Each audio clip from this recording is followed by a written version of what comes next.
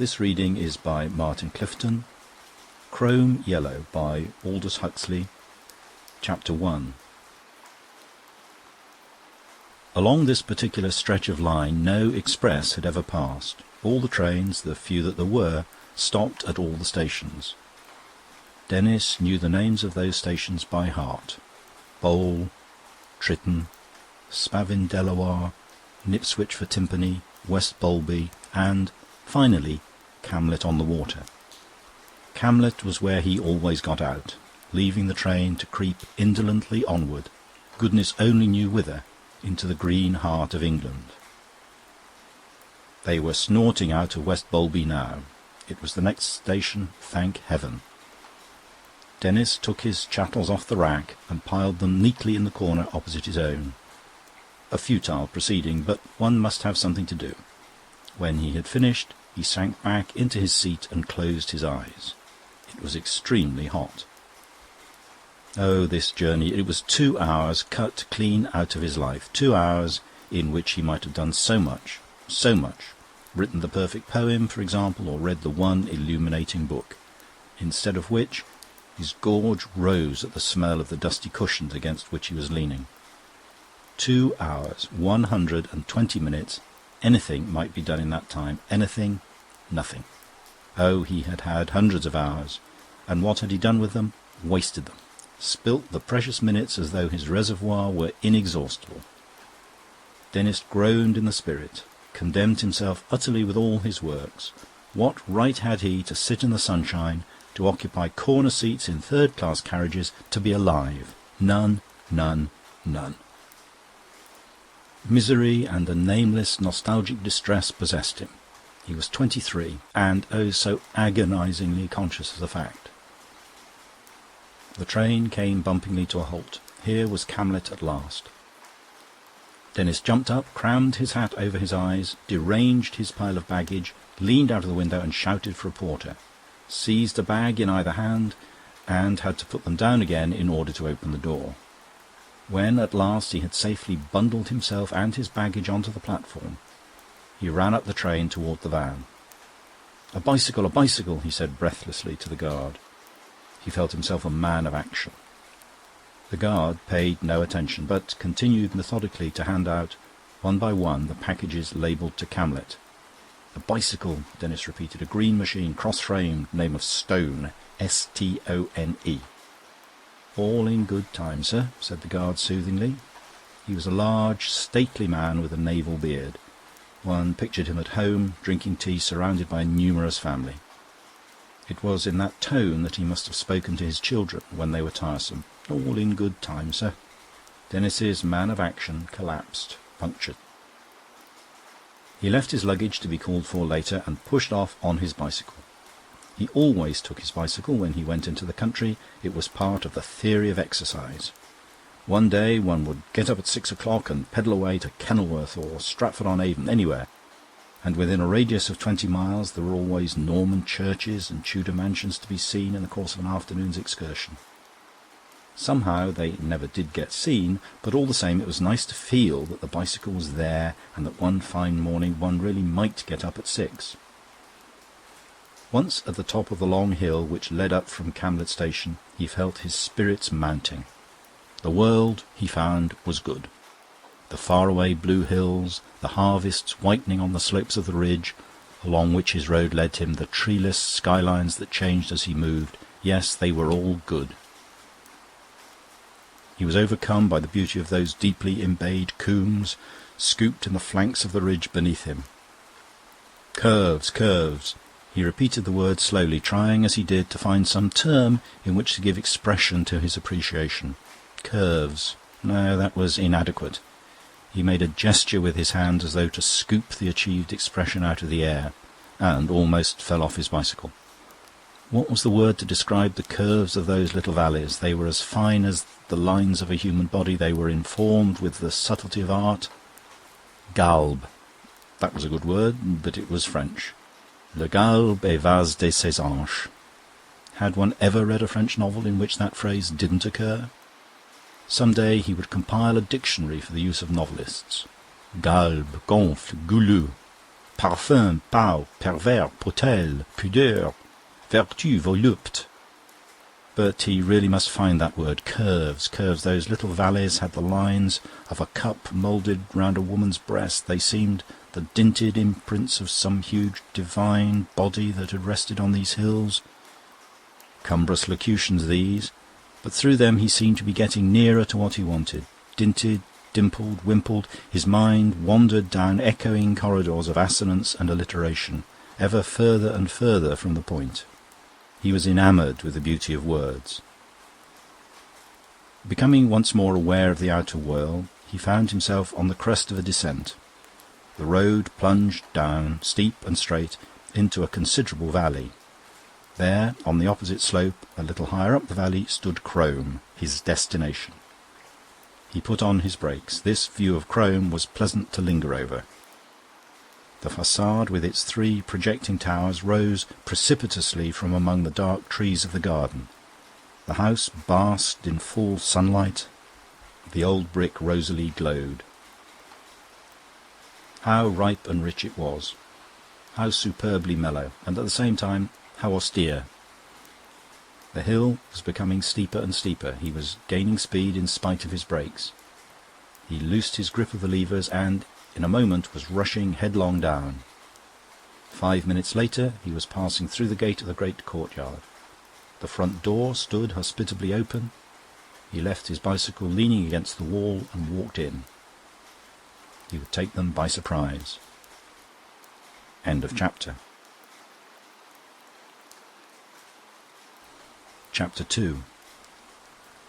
He took nobody by surprise. There was nobody to take. All was quiet.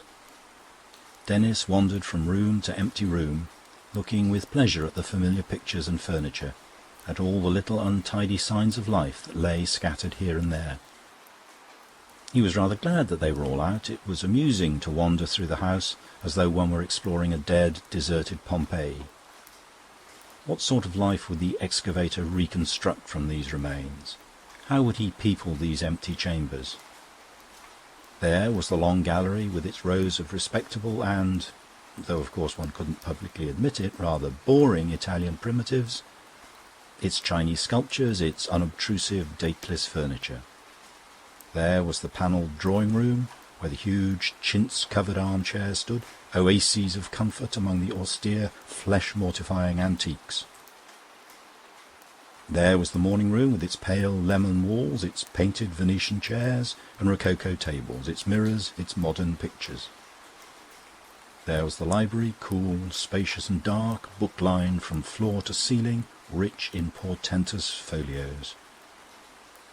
There was the dining-room, solidly, port-winily English, with its great mahogany table, its 18th-century chairs and sideboard, its 18th-century pictures, family portraits, meticulous animal paintings. What could one reconstruct from such data? There was much of Henry Wimbush in the long gallery and the library, something of Anne, perhaps, in the morning-room. That was all. Among the accumulations of 10 generations, the living had left but few traces. Lying on the table in the morning-room, he saw his own book of poems. What tact!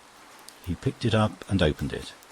It was what the reviewers call a slim volume. He read at hazard. But silence and the topless dark vault in the lights of Luna Park, and Blackpool from the nightly gloom hollows a bright tumultuous tomb. He put it down again, shook his head and sighed. What genius I had then, he reflected, echoing the aged Swift. It was nearly 6 months since the book had been published. He was glad to think he would never write anything of the same sort again. Who could have been reading it, he wondered. Anne, perhaps. He liked to think so. Perhaps, too, she had at last recognised herself in the hamadryad of the poplar sapling, the slim hamadryad whose movements were like the swaying of a young tree in the wind. The woman who was a tree was what he had called the poem. He had given her the book when it came out, hoping that the poem would tell her what he hadn't dared to say. She had never referred to it. He shut his eyes and saw a vision of her in a red velvet cloak, swaying into the little restaurant where they sometimes dined together in London, 3/4 of an hour late. and he was at his table, haggard with anxiety, irritation, hunger. Oh, she was damnable. It occurred to him that perhaps his hostess might be in her boudoir. It was a possibility. He would go and see. Mrs. Wimbush's boudoir was in the central tower on the garden front, a little staircase corkscrewed up to it from the hall. Denis mounted, tapped at the door. "Come in." Ah, she was there. He had rather hoped she wouldn't be. He opened the door. Priscilla Wimbush was lying on the sofa. A blotting pad rested on her knees, and she was thoughtfully sucking the end of a silver pencil. "Hello," she said, looking up. "I'd forgotten you were coming." "Well, here I am, I'm afraid," said Denis deprecatingly. "I'm awfully sorry." Mrs. Wimbush laughed. Her voice, her laughter were deep and masculine. Everything about her was manly. She had a large, square, middle-aged face with a massive, projecting nose and little greenish eyes, the whole surmounted by a lofty and elaborate coiffure of a curiously improbable shade of orange. Looking at her, Denis always thought of Wilkie Bard as the cantatrice. "That's why I'm going to sing in opera, sing in opera, sing in opera." Today she was wearing a purple silk dress with a high collar and a row of pearls. The costume, so richly dowagerous, so suggestive of the royal family, made her look more than ever like something on the halls. "What have you been doing all this time?" she asked. "Well," said Denis, and he hesitated almost voluptuously. He had a tremendously amusing account of London and its doings all ripe and ready in his mind. It would be a pleasure to give it utterance. "To begin with," he said. But he was too late. Mrs. Wimbush's question had been what the grammarians call rhetorical. It asked for no answer. It was a little conversational flourish, a gambit in the polite game. "You find me busy at my horoscopes," she said, without even being aware that she had interrupted him. A little pained, Denis decided to reserve his story for more receptive ears. He contented himself, by way of revenge, with saying, "Oh," rather icily. "Did I tell you how I won 400 on the Grand National this year?" "Yes," he replied, still frigid and monosyllabic. She must have told him at least 6 times. "Wonderful, isn't it? Everything is in the stars. In the old days, before I had the stars to help me, I used to lose thousands. Now," she paused an instant, "well, look at that 400 on the Grand National. That's the stars." Denis would have liked to hear more about the old days, but he was too discreet and, still more, too shy to ask. There had been something of a bust-up, that was all he knew. Old Priscilla, not so old then, of course, and sprightlier, had lost a great deal of money, dropped it in handfuls and hatfuls on every racecourse in the country. She had gambled, too. The number of thousands varied in the different legends, but all put it high. Henry Wimbush was forced to sell some of his primitives, a Taddeo da Poggibonsi, an Amico de Taddeo and 4 or 5 nameless Sienese, to the Americans.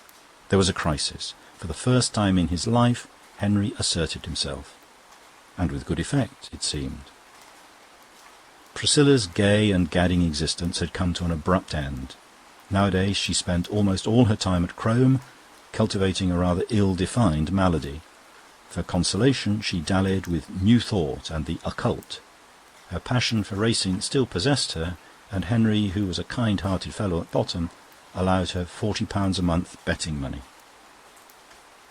Most of Priscilla's days were spent in casting the horoscopes of horses, and she invested her money scientifically as the stars dictated. She betted on football too, and had a large notebook in which she registered the horoscopes of all the players in all the teams of the league.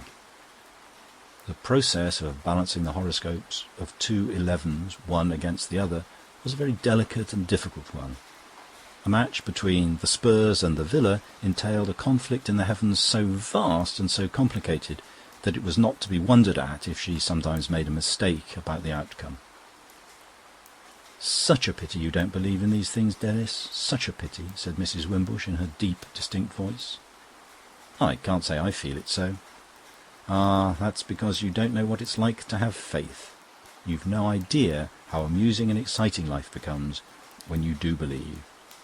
All that happens means something. Nothing you do is ever insignificant. It makes life so jolly, you know. Here am I at Crome, dull as ditchwater you'd think, but no, I don't find it so. I don't regret the old days a bit. I have the stars." She picked up the sheet of paper that was lying on the blotting pad. "Inman's horoscope," she explained. "I thought I'd like to have a little fling on the billiards championships this autumn. I have the infinite to keep in tune with." She waved her hand. "And then there's the next world and all the spirits and one's aura and Mrs. Eddy saying you're not ill and the Christian mysteries and Mrs. Besant. It's all splendid. One's never dull for a moment. I can't think how I used to get on before, in the old days. Pleasure, running about, that's all it was. Just running about. Lunch, tea, dinner, theatre, supper every day. It was fun, of course, while it lasted, but there wasn't much left of it afterwards. There's rather a good thing about that in Barbecue Smith's new book. Where is it?" She sat up and reached for a book that was lying on the little table by the head of the sofa. "Do you know him, by the way?" she asked. "Who?" "Mr. Barbecue Smith." Denis knew of him vaguely. Barbecue Smith was a name in the Sunday papers. He wrote about the conduct of life. He might even be the author of What a Young Girl Ought to Know. "No, not personally," he said. "I've invited him for next weekend." She turned over the pages of the book. "Here's the passage I was thinking of. I marked it. I always mark things I like." Holding the book almost at arm's length, for she was somewhat long-sighted, and making suitable gestures with her free hand, she began to read slowly, dramatically. "What are £1,000 fur coats? What are 250,000 incomes?" She looked up from the page with a histrionic movement of the head. Her orange coiffure nodded portentously. Denis looked at it, fascinated. Was it the real thing, and henna, he wondered, or was it one of those complete transformations one sees in the advertisements? What are thrones and sceptres? The orange transformation, yes, it must be a transformation, bobbed up again. What are the gaieties of the rich, the splendours of the powerful? What is the pride of the great? What are the gaudy pleasures of high society? The voice, which had risen in tone questioningly from sentence to sentence, dropped suddenly and boomed reply. They are nothing. Vanity, fluff, dandelion seed in the wind, thin vapours of fever. The things that matter happen in the heart. Seen things are sweet, but those unseen are 1,000 times more significant. It is the unseen that counts in life. Mrs. Wimbush lowered the book. "Beautiful, isn't it?" she said. Denis preferred not to hazard an opinion, but uttered a non-committal "Ah, it's a fine book, this, a beautiful book," said Priscilla, as she let the pages flick back one by one from under her thumb. "And here's the passage about the lotus pool. He compares the soul to a lotus pool, you know." She held up the book again and read, "A friend of mine has a lotus pool in his garden. It lies in a little dell, embowered with wild roses and eglantine, among which the nightingale pours forth its amorous descant all the summer long. Within the pool the lotuses blossom, and the birds of the air come to drink and bathe themselves in its crystal waters." "Ah, that reminds me," Priscilla exclaimed, shutting the book with a clap and uttering her big profound laugh. "That reminds me of the things that have been going on in our bathing pool since you were here last. We gave the village people leave to come and bathe here in the evenings. You've no idea of the things that happened." She leaned forward, speaking in a confidential whisper. Every now and then she uttered a deep gurgle of laughter. "Mixed bathing. Saw them out of my window. Sent for a pair of field glasses to make sure. No doubt of it." The laughter broke out again. Denis laughed too. Barbecue Smith was tossed on the floor. "It's time we went to see if tea's ready," said Priscilla. She hoisted herself up from the sofa and went swishing off across the room, striding beneath the trailing silk. Denis followed her, faintly humming to himself. "That's why I'm going to sing in opera, sing in opera, sing in opera." And then the little twiddly bit of accompaniment at the end, rah-rah. End of chapter. Chapter 3. The terrace in front of the house was a long, narrow strip of turf, bounded along its outer edge by a graceful stone balustrade. Two little summer houses of brick stood at either end. Below the house the ground sloped very steeply away, and the terrace was a remarkably high one. From the balusters to the sloping lawn beneath was a drop of 30 feet. Seen from below, the high, unbroken terrace wall, built like the house itself of brick, had the almost menacing aspect of a fortification, a castle bastion from whose parapet one looked out across airy depths to distances level with the eye.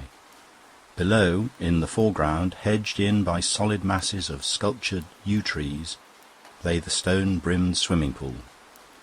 Beyond it stretched the park with its massive elms, its green expanses of grass, and, at the bottom of the valley, the gleam of the narrow river. On the farther side of the stream the land rose again in a long slope, chequered with cultivation. Looking up the valley to the right, one saw a line of blue, far-off hills. The tea-table had been planted in the shade of one of the little summer-houses, and the rest of the party was already assembled about it when Denis and Priscilla made their appearance. Henry Wimbush had begun to pour the tea. He was one of those ageless, unchanging men on the farther side of 50, who might be 30, who might be anything. Denis had known him almost as long as he could remember. In all those years his pale, rather handsome face had never grown any older. It was like the pale grey bowler hat which he always wore, winter and summer, unageing, calm, serenely without expression. Next to him, but separated from him and from the rest of the world by the almost impenetrable barriers of her deafness, sat Jenny Mullion. She was perhaps 30, had a tilted nose and a pink and white complexion, and wore her brown hair plaited and coiled in two lateral buns over her ears. In the secret tower of her deafness she sat apart, looking down at the world through sharply piercing eyes.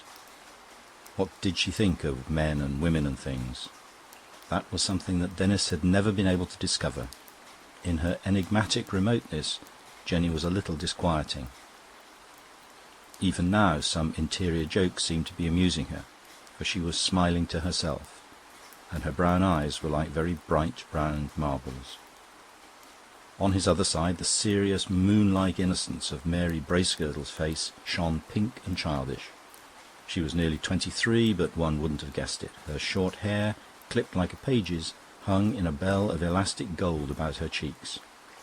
She had large blue china eyes, whose expression was one of ingenuous and often puzzled earnestness. Next to Mary, a small, gaunt man was sitting, rigid and erect in his chair. In appearance, Mr. Scogan was like one of those extinct bird lizards of the tertiary. His nose was beaked, his dark eyes had the shining quickness of a robin's. But there was nothing soft or gracious or feathery about him.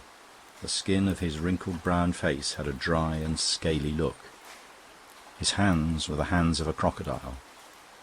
His movements were marked by the lizard's disconcertingly abrupt clockwork speed. His speech was thin, fluty, and dry.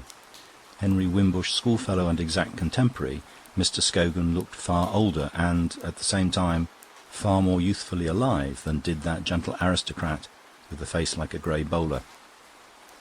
Mr. Scogan might look like an extinct saurian, but Gombauld was altogether and essentially human.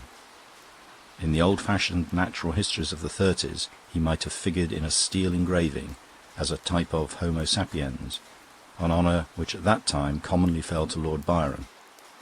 Indeed, with more hair and less collar, Gombauld would have been completely Byronic. More than Byronic, even, for Gombauld was of Provençal descent, a black-haired young corsair of 30, with flashing teeth and luminous large eyes. Denis looked at him enviously. He was jealous of his talent. If only he wrote verse as well as Gombauld painted pictures. Still more, at the moment, he envied Gombauld his looks, his vitality, his easy confidence of manner. Was it surprising that Anne should like him? Like him? It might even be something worse, Denis reflected bitterly, as he walked at Priscilla's side down the long grass terrace. Between Gombauld and Mr. Scogan, a very much lowered deck-chair presented its back to the new arrivals as they advanced towards the tea-table. Gombold was leaning over it. His face moved vivaciously. He smiled, he laughed, he made quick gestures with his hands. From the depths of the chair came up a sound of soft, lazy laughter. Denis started as he heard it. That laughter, how well he knew it, what emotions it evoked in him. He quickened his pace. In her low deck chair, Anne was nearer to lying than to sitting. Her long, slender body reposed in an attitude of listlessness and indolent grace. Within its setting of light brown hair, her face had a pretty regularity that was almost doll-like. And indeed, there were moments when she seemed nothing more than a doll, when the oval face with its long, lashed, pale blue eyes expressed nothing, when it was no more than a lazy mask of wax. She was Henry Wimbush's own niece. That bowler-like countenance was one of the Wimbush heirlooms. It ran in the family, appearing in its female members as a blank, doll face. But across this dollish mask, like a gay melody dancing over an unchanging fundamental bass, passed Anne's other inheritance. Quick laughter, light, ironic amusement, and the changing expression of many moods. She was smiling now as Denis looked down at her. Her cat's smile, he called it, for no very good reason. The mouth was compressed, and on either side of it 2 tiny wrinkles had formed themselves in her cheeks. An infinity of slightly malicious amusement lurked in those little folds, in the puckers above the half-closed eyes, in the eyes themselves, bright and laughing between the narrowed lids. The preliminary greeting spoken, Denis found an empty chair between Gombold and Jenny and sat down. "How are you, Jenny?" he shouted at her. Jenny nodded and smiled in mysterious silence, as though the subject of her health were a secret that could not be publicly divulged. "How's London been since I went away?" Anne inquired from the depth of her chair. The moment had come. The tremendously amusing narrative was waiting for utterance. "Well," said Denis, smiling happily, "to begin with..." "Has Priscilla told you of our great antiquarian find?" Henry Wimbush leaned forward. The most promising of buds was nipped. "To begin with," said Denis desperately, "there was the ballet. Last week," Mr. Wimbush went on softly and implacably, "we dug up 50 yards of oaken drain-pipes. Just tree trunks with a hole bored through the middle. Very interesting indeed. Whether they were laid down by the monks in the 15th century, or whether..." Denis listened gloomily. "Extraordinary," he said, when Mr. Wimbush had finished. "Quite extraordinary." He helped himself to another slice of cake. He didn't even want to tell his tale about London now. He was damped. For some time past, Mary's grave blue eyes had been fixed upon him. "What have you been writing lately?" she asked. It would be nice to have a little literary conversation. "Oh, verse and prose," said Denis. "Just verse and prose." "Prose?" Mr. Scogan pounced alarmingly on the word. "You've been writing prose?" "Yes." "Not a novel?" "Yes." "My poor Denis," exclaimed Mr. Scogan. "What about?" Denis felt rather uncomfortable. "Oh, about the usual things, you know." "Of course," Mr. Scogan groaned. "I'll describe the plot for you. Little Percy, the hero, was never good at games, but he was always clever. He passes through the usual public school and the usual university, and comes to London, where he lives among the artists. He is bowed down with melancholy thought. He carries the whole weight of the universe upon his shoulders. He writes a novel of dazzling brilliance. He dabbles delicately in amour and disappears, at the end of the book, into the luminous future." Denis blushed scarlet. Mr. Scogan had described the plan of his novel with an accuracy that was appalling. He made an effort to laugh. "You're entirely wrong," he said. "My novel is not in the least like that." It was a heroic lie. Luckily, he reflected, only 2 chapters were written. He would tear them up that very evening when he unpacked. Mr. Scogan paid no attention to his denial, but went on. "Why will you young men continue to write about things that are so entirely uninteresting as the mentality of adolescents and artists? Professional anthropologists might find it interesting to turn sometimes from the beliefs of the blackfellow to the philosophical preoccupations of the undergraduate. But you can't expect an ordinary adult man like myself to be much moved by the story of his spiritual troubles. After all, even in England, even in Germany and Russia, there are more adults than adolescents. As for the artist, he is preoccupied with problems that are so utterly unlike those of the ordinary adult man, problems of pure aesthetics which don't so much as present themselves to people like myself, that a description of his mental processes is as boring to the ordinary reader as a piece of pure mathematics. A serious book about artists regarded as artists is unreadable, and a book about artists regarded as lovers, husbands, dipsomaniacs, heroes and the like is really not worth writing again. Jean-Christophe is the stock artist of literature, just as Professor Radium of Comic Cuts is its stock man of science. "I'm sorry to hear I'm as uninteresting as all that," said Gombauld. "Not at all, my dear Gombauld," Mr. Scogan hastened to explain. "As a lover or a dipsomaniac, I've no doubt of you being a most fascinating specimen. But as a combiner of forms, you must honestly admit it, you're a bore." "I entirely disagree with you," exclaimed Mary. She was somehow always out of breath when she talked, and her speech was punctuated by little gasps. "I've known a great many artists, and I've always found their mentality very interesting, especially in Paris. Schuplitsky, for example. I saw a great deal of Schuplitsky in Paris this spring." "Ah, but then you're an exception, Mary, you're an exception," said Mr. Scogan. "You are a femme supérieure." A flush of pleasure turned Mary's face into a harvest moon. End of chapter. Chapter 4. Denis woke up next morning to find the sun shining, the sky serene. He decided to wear white flannel trousers and a black jacket with a silk shirt and his new peach-coloured tie. And what shoes? White was the obvious choice, but there was something rather pleasing about the notion of black patent leather. He lay in bed for several minutes considering the problem. Before he went down, patent leather was his final choice. He looked at himself critically in the glass. His hair might have been more golden, he reflected. As it was, its yellowness had the hint of a greenish tinge in it. But his forehead was good. His forehead made up in height what his chin lacked in prominence. His nose might have been longer, but it would pass. His eyes might have been blue and not green. But his coat was very well cut and, discreetly padded, made him seem robuster than he actually was. His legs, in their white casing, were long and elegant. Satisfied, he descended the stairs. Most of the party had already finished their breakfast. He found himself alone with Jenny. "I hope you slept well," he said. "Yes, isn't it lovely?" Jenny replied, giving two rapid little nods. "But we had such awful thunderstorms last week." Parallel straight lines, Denis reflected, meet only at infinity. He might talk for ever of care, charmer, sleep, and she of meteorology, till the end of time. Did one ever establish contact with anyone? We are all parallel straight lines. Jenny was only a little more parallel than most. "They are very alarming, these thunderstorms," he said, helping himself to porridge. "Don't you think so? Or are you above being frightened?" "No, I always go to bed in a storm. One is so much safer lying down." "Why?"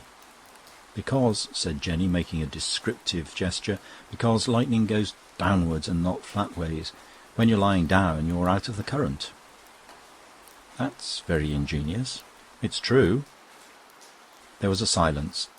Denis finished his porridge and helped himself to bacon. For lack of anything better to say, and because Mr. Scogan's absurd phrase was for some reason running in his head, he turned to Jenny and asked, "Do you consider yourself a femme supérieure?" He had to repeat the question several times before Jenny got the hang of it. "No," she said rather indignantly, when at last she heard what Denis was saying. "Certainly not. Has anyone been suggesting that I am?" "No," said Denis. "Mr. Scogan told Mary she was one." "Did he?" Jenny lowered her voice. Shall I tell you what I think of that man? I think he's slightly sinister." Having made this pronouncement, she entered the ivory tower of her deafness and closed the door. Denis could not induce her to say anything more, could not induce her even to listen. She just smiled at him, smiled and occasionally nodded. Denis went out onto the terrace to smoke his after-breakfast pipe and to read his morning paper. An hour later, when Anne came down, she found him still reading. By this time he had got to the court circular and the forthcoming weddings. He got up to meet her as she approached, a hamadryad in white muslin, across the grass. "Why, Denis," she exclaimed, "you look perfectly sweet in your white trousers." Denis was dreadfully taken aback. There was no possible retort. "You speak as though I were a child in a new frock," he said, with a show of irritation. "But that's how I feel about you, Denis, dear." "Then you oughtn't to." "But I can't help it. I'm so much older than you." "I like that," he said. 4 years older. "And if you do look perfectly sweet in your white trousers, why shouldn't I say so? And why did you put them on if you didn't think you were going to look sweet in them?" "Let's go into the garden," said Denis. He was put out. The conversation had taken such a preposterous and unexpected turn. He had planned a very different opening, in which he was to lead off with, "You look adorable this morning," or something of the kind. And she was to answer, "Do I?" And then there was to be a pregnant silence. And now she had got in first with the trousers. It was provoking. His pride was hurt. That part of the garden that sloped down from the foot of the terrace to the pool had a beauty which did not depend on colour so much as on forms. It was as beautiful by moonlight as in the sun. The silver of water, the dark shapes of yew and ilex trees remained at all hours and seasons the dominant features of the scene. It was a landscape in black and white. For colour there was the flower garden. It lay to one side of the pool, separated from it by a huge Babylonian wall of yews. You passed through a tunnel in the hedge, you opened a wicket in a wall, and you found yourself, startlingly and suddenly, in the world of colour. The July borders blazed and flared under the sun. Within its high brick walls, the garden was like a great tank of warmth and perfume and colour. Denis held open the little iron gate for his companion. "It's like passing from a cloister into an oriental palace," he said, and took a deep breath of the warm, flower-scented air. "In fragrant volleys they let fly..." How does it go?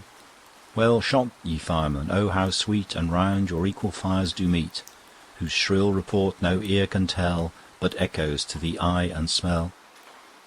"You have a bad habit of quoting," said Anne. "As I never know the context or author, I find it humiliating." Denis apologised. "It's the fault of one's education. Things somehow seem more real and vivid when one can apply somebody else's ready-made phrase about them.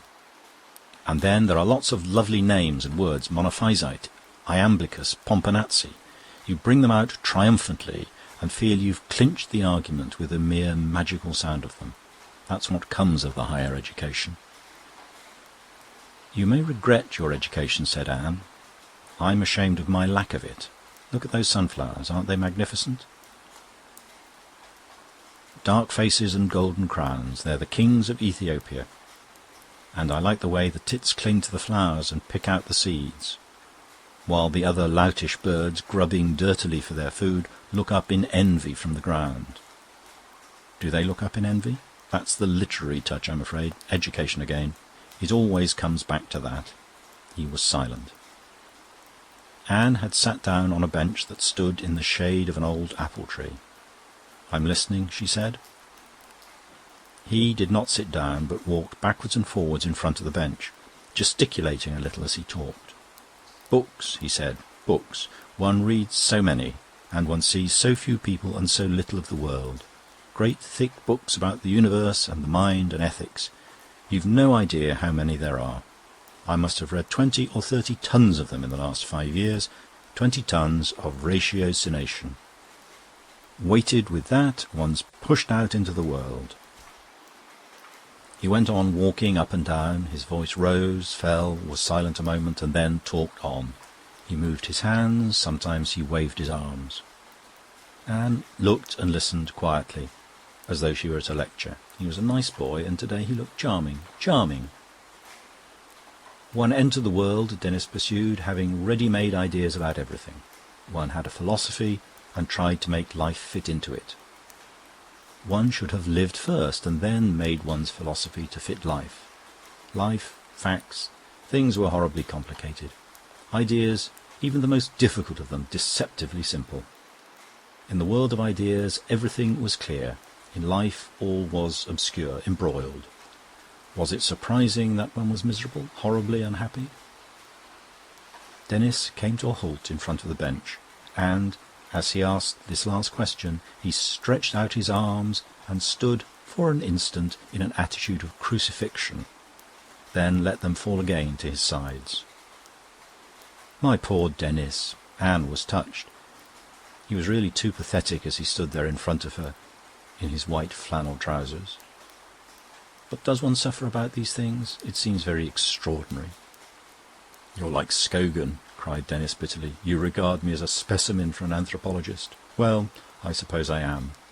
"No, no," she protested, and drew in her skirt with a gesture that indicated that he was to sit down beside her. He sat down. "Why can't you just take things for granted and as they come?" she asked. "It's so much simpler."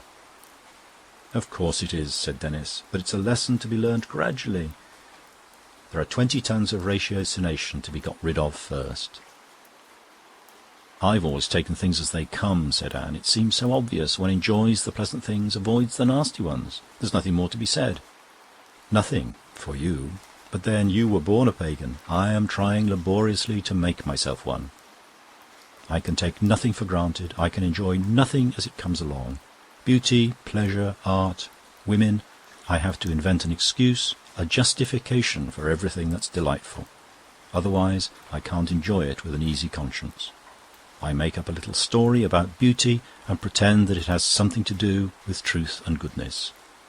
I have to say that art is the process by which one reconstructs the divine reality out of chaos.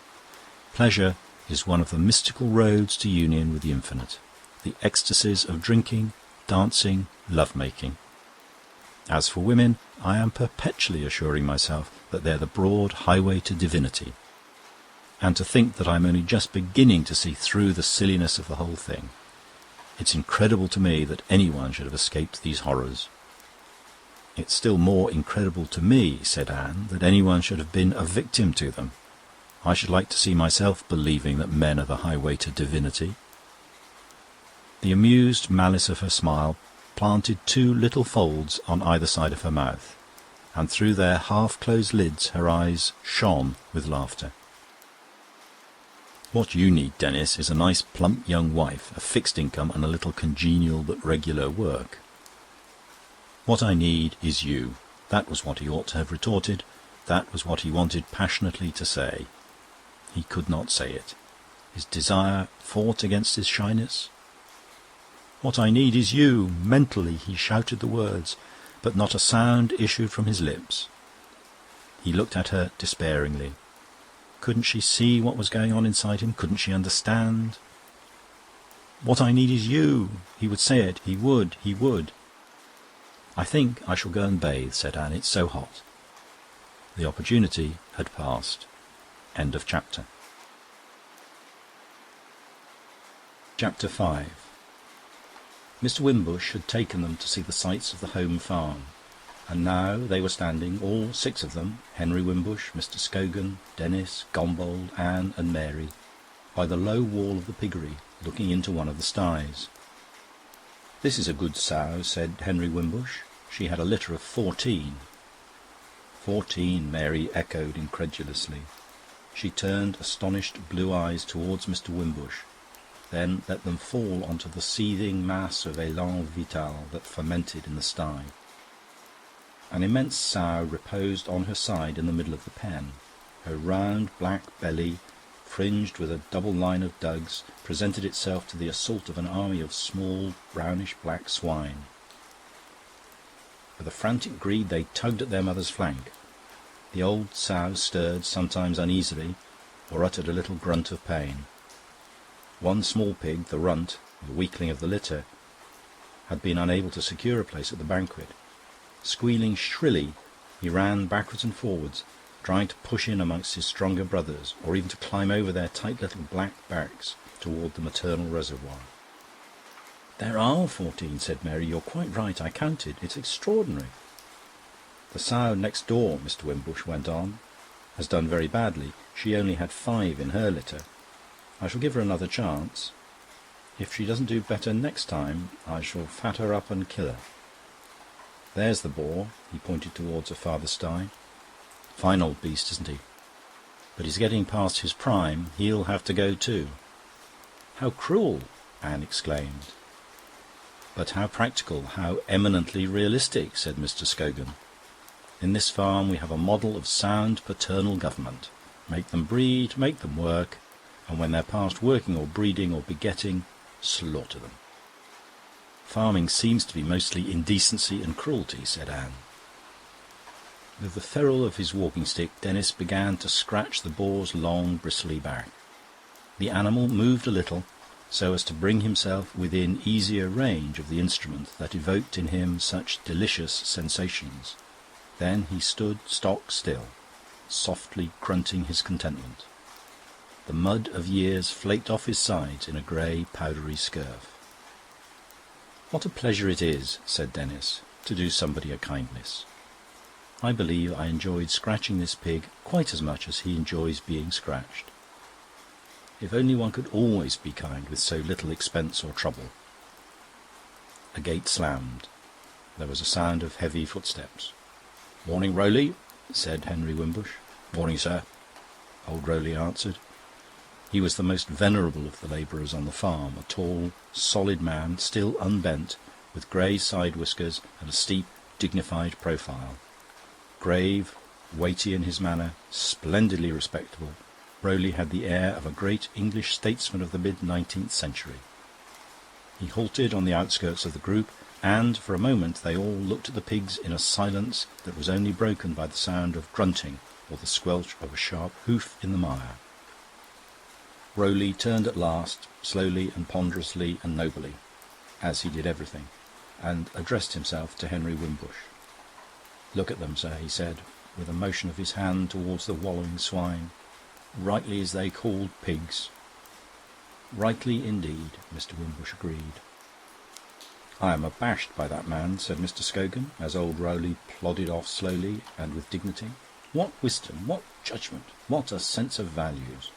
Rightly are they called swine. Yes, and I wish I could with as much justice say, rightly are we called men." They walked on towards the cowsheds and the stables of the cart-horses. 5 white geese, taking the air this fine morning, even as they were doing, met them in the way. They hesitated, cackled, then, converting their lifted necks into rigid horizontal snakes, they rushed off in disorder, hissing horribly as they went. Red calves paddled in the dung and mud of a spacious yard. In another enclosure stood the bull, massive as a locomotive. He was a very calm bull, and his face wore an expression of melancholy stupidity. He gazed with reddish-brown eyes at his visitors, chewed thoughtfully at the tangible memories of an earlier meal, swallowed and regurgitated, chewed again. His tail lashed savagely from side to side. It seemed to have nothing to do with his impassive bulk. Between his short horns was a triangle of red curls, short and dense. "Splendid animal," said Henry Wimbush. "Pedigree stock. But he's getting a little old, like the boar." "Fat him up and slaughter him," Mr. Scogan pronounced, with a delicate old maidish precision of utterance. "Couldn't you give the animals a little holiday from producing children?" asked Anne. "I'm so sorry for the poor things." Mr. Wimbush shook his head. "Personally," he said, "I rather like seeing 14 pigs grow where only one grew before. The spectacle of so much crude life is refreshing." "I'm glad to hear you say so," Gumbold broke in warmly. "Lots of life, that's what we want. I like pullulation. Everything ought to increase and multiply as hard as it can." Gombold grew lyrical. Everybody ought to have children. Anne ought to have them. Mary ought to have them. Dozens and dozens. He emphasised his point by thumping with his walking stick on the bull's leather flanks. Mr. Scogan ought to pass on his intelligence to little Scogans and Denis to little Denises. The bull turned his head to see what was happening, regarded the drumming stick for several seconds, then turned back again, satisfied, it seemed, that nothing was happening. Sterility was odious, unnatural, a sin against life. Life, life, and still more life. The ribs of the placid bull resounded. Standing with his back against the farmyard pump, a little apart, Denis examined the group. Gombold, passionate and vivacious, was its centre. The others stood around, listening. Henry Wimbush, calm and polite beneath his grey bowler. Mary, with parted lips and eyes that shone with the indignation of a convinced birth-controller. Anne looked on through half-shut eyes, smiling, and beside her stood Mr. Scogan, bolt upright in an attitude of metallic rigidity that contrasted strangely with that fluid grace of hers which even in stillness suggested a soft movement. Gombold ceased talking, and Mary, flushed and outraged, opened her mouth to refute him. But she was too slow. Before she could utter a word, Mr. Scogan's fluty voice had pronounced the opening phrases of a discourse. There was no hope of getting so much as a word in edgeways. Mary had perforce to resign herself. "Even your eloquence, my dear Gombold," he was saying, "even your eloquence must prove inadequate to reconvert the world to a belief in the delights of mere multiplication. With the gramophone, the cinema, and the automatic pistol, the goddess of applied science has presented the world with another gift, more precious even than these, the means of dissociating love from propagation. Eros, for those who wish it, is now an entirely free god. His deplorable association with Lucina may be broken at will. In the course of the next few centuries, who knows, the world may see a more complete severance. I look forward to it optimistically. Where the great Erasmus Darwin and Miss Anna Seward, Swan of Lichfield, experimented and, for all their scientific ardour, failed, our descendants will experiment and succeed. An impersonal generation will take the place of nature's hideous sister. In vast state incubators, rows upon rows of gravid bottles will supply the world with the population it requires. The family system will disappear. Society, sapped at its very base, will have to find new foundations. And Eros, beautifully and irresponsibly free, will flit like a gay butterfly from flower to flower through a sunlit world." "Sounds lovely," said Anne. "The distant future always does." Mary's china-blue eyes, more serious and more astonished than ever, were fixed on Mr. Scogan. "Bottles," she said. "Do you really think so? Bottles?" End of chapter. Chapter 6. Mr. Barbecue Smith arrived in time for tea on Saturday afternoon. He was a short and corpulent man with a very large head and no neck. In his earlier middle age he had been distressed by this absence of neck, but was comforted by reading in Balzac's Louis Lambert that all the world's great men have been marked by the same peculiarity, and for a simple and obvious reason. Greatness is nothing more nor less than the harmonious functioning of the faculties of the head and heart. The shorter the neck, the more closely these two organs approach one another. Argal, it was convincing. Mr. Barbecue Smith belonged to the old school of journalists. He sported a leonine head, with a greyish-black mane of oddly unappetising hair brushed back from a broad but low forehead. And somehow he always seemed slightly, ever so slightly, soiled. In younger days he had gaily called himself a bohemian. He did so no longer. He was a teacher now, a kind of prophet. Some of his books of comfort and spiritual teaching were in their 120th thousand. Priscilla received him with every mark of esteem. He had never been to Crome before. She showed him around the house.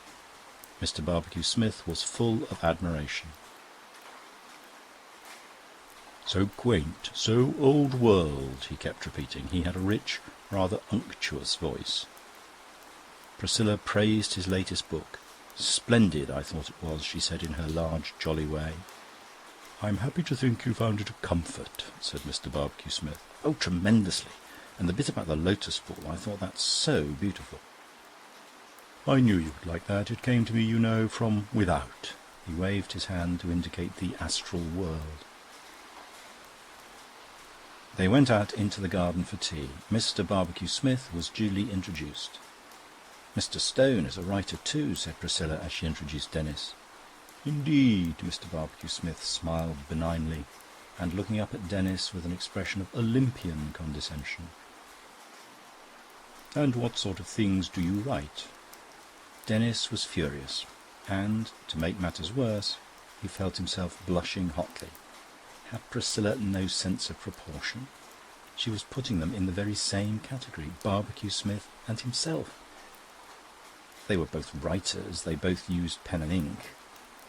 To Mr. Barbecue-Smith's question he answered, "Oh, nothing much, nothing," and looked away. "Mr. Stone is one of our younger poets." It was Anne's voice. He scowled at her, and she smiled back exasperatingly. "Excellent, excellent," said Mr. Barbecue-Smith, and he squeezed Denis' arm encouragingly. "The Bard's is a noble calling." As soon as tea was over, Mr. Barbecue-Smith excused himself. He had to do some writing before dinner. Priscilla quite understood. The prophet retired to his chamber. Mr. Barbecue-Smith came down to the drawing-room at 7:50. He was in a good humour, and, as he descended the stairs, he smiled to himself and rubbed his large white hands together. In the drawing-room, someone was playing softly and ramblingly on the piano. He wondered who it could be. One of the young ladies, perhaps. But no, it was only Denis, who got up hurriedly and with some embarrassment as he came into the room. Do go on," said Mr. Barbecue-Smith. "I'm very fond of music." "Then I couldn't possibly go on," Denis replied. "I only make noises." There was a silence. Mr. Barbecue-Smith stood with his back to the hearth, warming himself at the memory of last winter's fires. He could not control his interior satisfaction, but still went on smiling to himself. At last he turned to Denis. "You write," he asked, "don't you?" "Well, yes, a little, you know." "How many words do you find you can write in an hour?" "I don't think I've ever counted." "Oh, you ought to. It's most important." Denis exercised his memory. "When I'm in good form," he said, "I fancy I do a 1,200-word review in about 4 hours. But sometimes it takes much longer." Mr. Barbecue-Smith nodded. "Yes, 300 words an hour at your best." He walked out into the middle of the room, turned round on his heels and confronted Denis again. "Guess how many words I wrote this evening between 5 and 7:30. "I can't imagine." "No, but you must guess. Between 5 and 7:30, that's 2.5 hours. 1,200 words, Denis hazarded. No. Mr. Barbecue-Smith's expanded face shone with gaiety. Try again. 1,500. No. I give it up, said Denis. He found he couldn't summon up much interest in Mr. Barbecue-Smith's writing. Well, I'll tell you. 3,800. Denis opened his eyes. You must get a lot done in a day, he said. Mr. Barbecue-Smith suddenly became extremely confidential. He pulled up a stool to the side of Denis' armchair, sat down in it, and began to talk softly and rapidly. Listen to me, he said, laying his hand on Denis' sleeve. You want to make your living by writing? You're young, you're inexperienced. Let me give you a little sound advice. What was the fellow going to do, Denis wondered? Give him an introduction to the editor of John o' London's Weekly?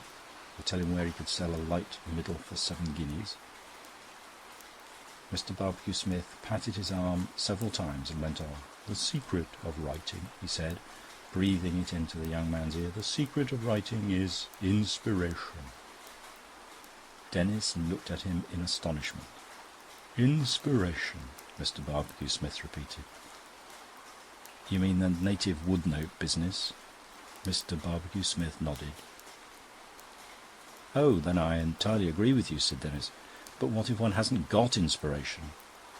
"That was precisely the question I was waiting for," said Mr. Barbecue-Smith. "You ask me what one should do if one hasn't got inspiration. I answer, you have inspiration. Everyone has inspiration. It's simply a question of getting it to function." The clock struck 8.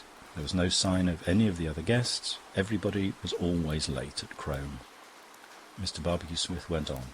"That's my secret," he said. "I give it you freely." Denis made a suitably grateful murmur and grimace.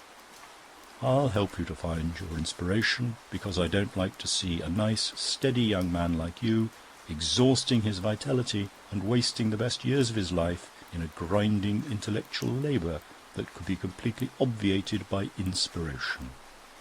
I did it myself, so I know what it's like. Up to the time I was 38, I was a writer like you, a writer without inspiration. All I wrote I squeezed out of myself by sheer hard work. Why, in those days I was never able to do more than 650 words an hour, and what's more, I often didn't sell what I wrote," he sighed. "We artists," he said parenthetically, "we intellectuals, aren't much appreciated here in England." Denis wondered if there was any method, consistent of course with politeness, by which he could dissociate himself from Mr. Barbecue-Smith's "we." There was none, and besides it was too late now, for Mr. Barbecue-Smith was once more pursuing the tenor of his discourse. "At 38 I was a poor, struggling, tired, overworked, unknown journalist. Now, at 50..." He paused modestly and made a little gesture, moving his fat hands outwards, away from one another, and expanding his fingers as though in demonstration. He was exhibiting himself. Denis thought of that advertisement of Nestle's milk. The two cats on the wall under the moon, one black and thin, the other white, sleek and fat. Before inspiration and after. "Inspiration has made the difference," said Mr. Barbecue-Smith solemnly. "It came quite suddenly, like a gentle dew from heaven." He lifted his hand and let it fall back onto his knee to indicate the descent of the dew. "It was one evening. I was writing my first little book about the conduct of life, Humble Heroisms. You may have read it. It has been a comfort, at least I hope and think so, a comfort to many thousands. I was in the middle of the second chapter, and I was stuck. Fatigue, overwork. I had only written 100 words in the last hour, and I could get no further. I sat biting the end of my pen and looking at the electric light which hung above my table, a little above and in front of me." He indicated the position of the lamp with elaborate care. "Have you ever looked at a bright light intently for a long time?" he asked, turning to Denis. Denis didn't think he had. "You can hypnotise yourself that way," Mr. Barbecue-Smith went on. The gong sounded in a terrific crescendo from the hall. Still no sign of the others. Denis was horribly hungry. "That's what happened to me," said Mr. Barbecue-Smith. "I was hypnotised. I lost consciousness like that." He snapped his fingers.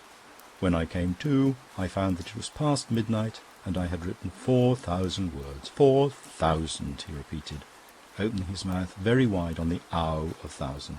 Inspiration had come to me. "What a very extraordinary thing," said Denis. "I was afraid of it at first. It didn't seem to me natural. I didn't feel, somehow, that it was quite right, quite fair, I might almost say, to produce a literary composition unconsciously. Besides, I was afraid I might have written nonsense." "And had you written nonsense?" Denis asked. "Certainly not," Mr. Barbecue-Smith replied, with a trace of annoyance. "Certainly not. It was admirable. Just a few spelling mistakes and slips, such as there generally are in automatic writing. But the style, the thought, all the essentials were admirable. After that, inspiration came to me regularly. I wrote the whole of Humble Heroisms like that. It was a great success, and so has everything been that I have written since." He leaned forward and jabbed at Denis with his finger. "That's my secret," he said. And that's how you could write too, if you tried, without effort, fluently, well. "But how?" asked Denis, trying not to show how deeply he had been insulted by that final "well." "By cultivating your inspiration, by getting into touch with your subconscious. Have you ever read my little book, Pipelines to the Infinite?" Denis had to confess that that was precisely one of the few, perhaps the only one, of Mr. Barbecue Smith's works he had not read. Never mind," said Mr. Barbecue Smith. "It's just a little book about the connection of the subconscious with the infinite. Get into touch with the subconscious, and you're in touch with the universe. Inspiration, in fact. You follow me?" "Perfectly, perfectly," said Denis. "But don't you find that the universe sometimes sends you very irrelevant messages?" "I don't allow it to," Mr. Barbecue Smith replied.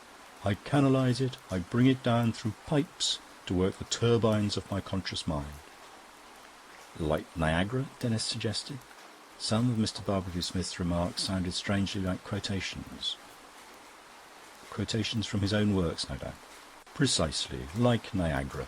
And this is how I do it." He leaned forward and, with a raised forefinger, marked his points as he made them, beating time, as it were, to his discourse. "Before I go off into my trance, I concentrate on the subject I wish to be inspired about. Let us say I am writing about the humble heroisms. For 10 minutes before I go into the trance, I think of nothing but orphans supporting their little brothers and sisters, of dull work well and patiently done, and I focus my mind on such great philosophical truths as the purification and uplifting of the soul by suffering, and the alchemical transformation of leaden evil into golden good." Denis again hung up his little festoon of quotation marks. "Then I pop off. 2 or 3 hours later I wake up again and find that inspiration has done its work. Thousands of words, comforting, uplifting words, lie before me. I type them out neatly on my machine, and they are ready for the printer." "It all sounds wonderfully simple," said Denis. "It is. All great and splendid and divine things of life are wonderfully simple." Quotation marks again. "When I have to do my aphorisms," Mr. Barbecue Smith continued, "I prelude my trance by turning over the pages of any dictionary of quotations or Shakespeare calendar that comes to hand. That sets the key, so to speak. That ensures that the universe shall come flowing in, not in a continuous rush, but in aphorismic drops. Do you see the idea?" Denis nodded. Mr. Barbecue Smith put his hand in his pocket and pulled out a notebook. "I did a few in the train today," he said, turning over the pages. "Just dropped off into a trance in the corner of my carriage. I find the train very conducive to good work. Here they are." He cleared his throat and read: "The mountain road may be steep, but the air is pure up there, and it is from the summit that one gets the view. The things that really matter happen in the heart." It was curious, Denis reflected, the way the infinite sometimes repeated itself. Seeing is believing, yes, but believing is also seeing. If I believe in God, I see God, even in the things that seem to be evil. Mr. Barbecue Smith looked up from his notebook. "That last one," he said, "is particularly subtle and beautiful, don't you think? Without inspiration I could never have hit on that." He reread the apophthegm with a slower and more solemn utterance. "Straight from the infinite," he commented reflectively, then addressed himself to the next aphorism. "The flame of a candle gives light, but it also burns."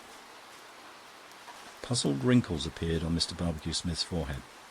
"I don't exactly know what that means," he said.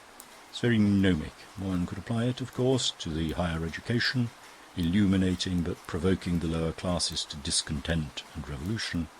Yes, I suppose that's what it is, but it's gnomic, it's gnomic." He rubbed his chin thoughtfully. The gong sounded again, clamorously, it seemed imploringly. Dinner was growing cold. It roused Mr. Barbecue Smith from meditation. He turned to Denis. "You understand me now when I advise you to cultivate your inspiration. Let your subconscious work for you. Turn on the Niagara of the infinite."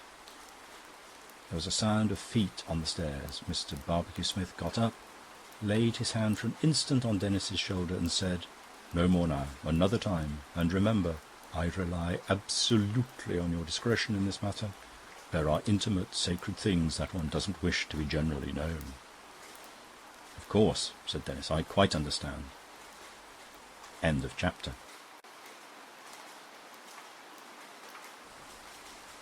Chapter 7. At Crome, all the beds were ancient, hereditary pieces of furniture. Huge beds, like 4-masted ships with furled sails of shining coloured stuff. Beds carved and inlaid, beds painted and gilded, beds of walnut and oak, of rare exotic woods. Beds of every date and fashion, from the time of Sir Ferdinando, who built the house, to the time of his namesake in the late 18th century, the last of the family, but all of them grandiose, magnificent. The finest of all was now Anne's bed. Sir Julius, son to Sir Ferdinando, had had it made in Venice against his wife's first lying in. Early Seicento Venice had expended all its extravagant art in the making of it.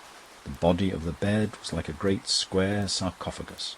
Clustering roses were carved in high relief on its wooden panels, and luscious putty wallowed among the roses. On the black groundwork of the panels the carved reliefs were gilded and burnished. The golden roses twined in spirals up the 4 pillar-like posts, and cherubs seated at the top of each column supported a wooden canopy fretted with the same carved flowers. Anne was reading in bed. 2 candles stood on the little table beside her. In their rich light on her face, her bare arm and shoulder took on warm hues and a sort of peach-like quality of surface. Here and there, in the canopy above her, carved golden petals shone brightly among profound shadows, and the soft light, falling on the sculptured panel of the bed, broke restlessly among the intricate roses, lingered in a broad caress on the blown cheeks, the dimpled bellies, the tight, absurd little posteriors of the sprawling putty. There was a discreet tap at the door. She looked up. "Come in, come in." A face, round and childish, within its sleek bell of golden hair, peered around the opening door. More childish-looking still, a suit of mauve pyjamas made its entrance. It was Mary. "I thought I'd just look in for a moment to say good night," she said, and sat down on the edge of the bed. Anne closed her book. "That was very sweet of you." "What are you reading?" She looked at the book. "Rather second-rate, isn't it?" The tone in which Mary pronounced the word second-rate implied an almost infinite denigration. She was accustomed in London to associate only with first-rate people who liked first-rate things, and she knew that there were very, very few first-rate things in the world, and that those were mostly French. "Well, I'm afraid I like it," said Anne. There was nothing more to be said. The silence that followed was a rather uncomfortable one. Mary fiddled uneasily with the bottom button of her pyjama jacket. Leaning back on her mound of heaped-up pillows, Anne waited and wondered what was coming. "I'm so awfully afraid of repressions," said Mary at last, bursting suddenly and surprisingly into speech. She pronounced the words on the tail end of an expiring breath, and had to gasp for new air almost before the phrase was finished. "What's there to be depressed about?" "I said repressions, not depressions." "Oh, repressions, I see," said Anne. "But repressions of what?" Mary had to explain. "The natural instincts of sex," she began didactically. But Anne cut her short. Yes, perfectly, I understand. Repressions, old maids and all the rest. But what about them?" "That's just it," said Mary. "I'm afraid of them. It's always dangerous to repress one's instincts. I'm beginning to detect in myself symptoms like the ones you read of in the books.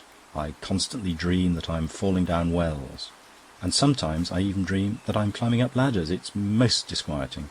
The symptoms are only too clear." "Are they? One may become a nymphomaniac if one's not careful. You've no idea how serious these repressions are if you don't get rid of them in time."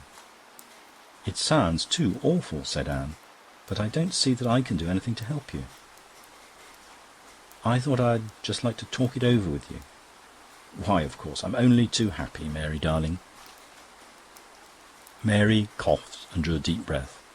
"I presume," she began sententiously, "I presume we may take for granted that an intelligent young woman of 23 who has lived in civilised society in the 20th century has no prejudices. Well, I confess I still have a few. But not about repressions. No, not many about repressions, that's true. Or rather, about getting rid of repression. Exactly. So much for our fundamental postulate, said Mary. Solemnity was expressed in every feature of her round young face, radiated from her large blue eyes. We come next to the desirability of possessing experience. I hope we are agreed that knowledge is desirable and that ignorance is undesirable. Obedient as one of those complacent disciples from whom Socrates could get whatever answer he chose, Anne gave her assent to this proposition. And we are equally agreed, I hope, that marriage is what it is. It is. Good, said Mary. And repressions being what they are, exactly. There would therefore seem to be only one conclusion. But I knew that, Anne exclaimed, before you began. Yes, but now it's been proved, said Mary. One must do things logically. The question is now... But where does the question come in? You've reached your only possible conclusion, logically, which is more than I could have done. All that remains is to impart the information to someone you like, someone you really like rather a lot, someone you're in love with, if I may express myself so badly. But that's just where the question comes in, Mary exclaimed. I'm not in love with anybody. Then, if I were you, I should wait till you are. But I can't go on dreaming night after night that I'm falling down a well. It's too dangerous. Well, if it really is too dangerous, then of course you must do something about it. You must find somebody else. But who? A thoughtful frown puckered Mary's brow. It must be somebody intelligent, somebody with intellectual interests that I can share. And it must be somebody with a proper respect for women, somebody who's prepared to talk seriously about his work and his ideas and about my work and my ideas. It isn't, as you see, at all easy to find the right person. Well, said Anne, there are 3 unattached and intelligent men in the house at the present time. There's Mr. Scogan, to begin with, but perhaps he's rather too much of a genuine antique. And there are Gombauld and Denis. Shall we say that the choice is limited to the last 2? Mary nodded. I think we'd better, she said, and then hesitated with a certain air of embarrassment. What is it? I was wondering, said Mary with a gasp, whether they really were unattached. I thought that perhaps you might... It was very nice of you to think of me, Mary, darling, said Anne, smiling the tight cat's smile. But as far as I'm concerned, they are both entirely unattached. I'm very glad of that, said Mary, looking relieved. We're now confronted with the question, which of the 2? I can give no advice. It is a matter of your taste. It's not a matter of my taste, Mary pronounced, but of their merits. We must weigh them and consider them carefully and dispassionately. You must do the weighing yourself, said Anne. There was still the trace of a smile at the corners of her mouth and round the half-closed eyes. I won't run the risk of advising you wrongly. Gombauld has more talent, Mary began, but he is less civilised than Denis. Mary's pronunciation of civilised gave the word a special and additional significance. She uttered it meticulously, in the very front of her mouth, hissing delicately on the opening sibilant. So few people were civilised, and they, like the first-rate works of art, were mostly French. Civilisation is most important, don't you think? Anne held up her hand. I won't advise, she said. You must make the decision. Gombauld's family, Mary went on reflectively, comes from Marseille. Rather a dangerous heredity when one thinks of the Latin attitude towards women. But then I sometimes wonder whether Denis is altogether serious-minded, whether he isn't rather a dilettante. It's very difficult. What do you think? I'm not listening, said Anne. I refuse to take any responsibility. Mary sighed. Well, she said, I think I'd better go to bed and think about it. Carefully and dispassionately, said Anne. At the door, Mary turned round. Good night, she said, and wondered, as she said the words, why Anne was smiling in that curious way. It was probably nothing, she reflected. Anne often smiled for no apparent reason. It was probably just a habit. I hope I shan't dream of falling down wells again tonight, she added. Ladders are worse, said Anne. Mary nodded. Yes, ladders are much graver. End of chapter. Chapter 8. Breakfast on Sunday morning was an hour later than on weekdays, and Priscilla, who usually made no public appearance before luncheon, honoured it with her presence.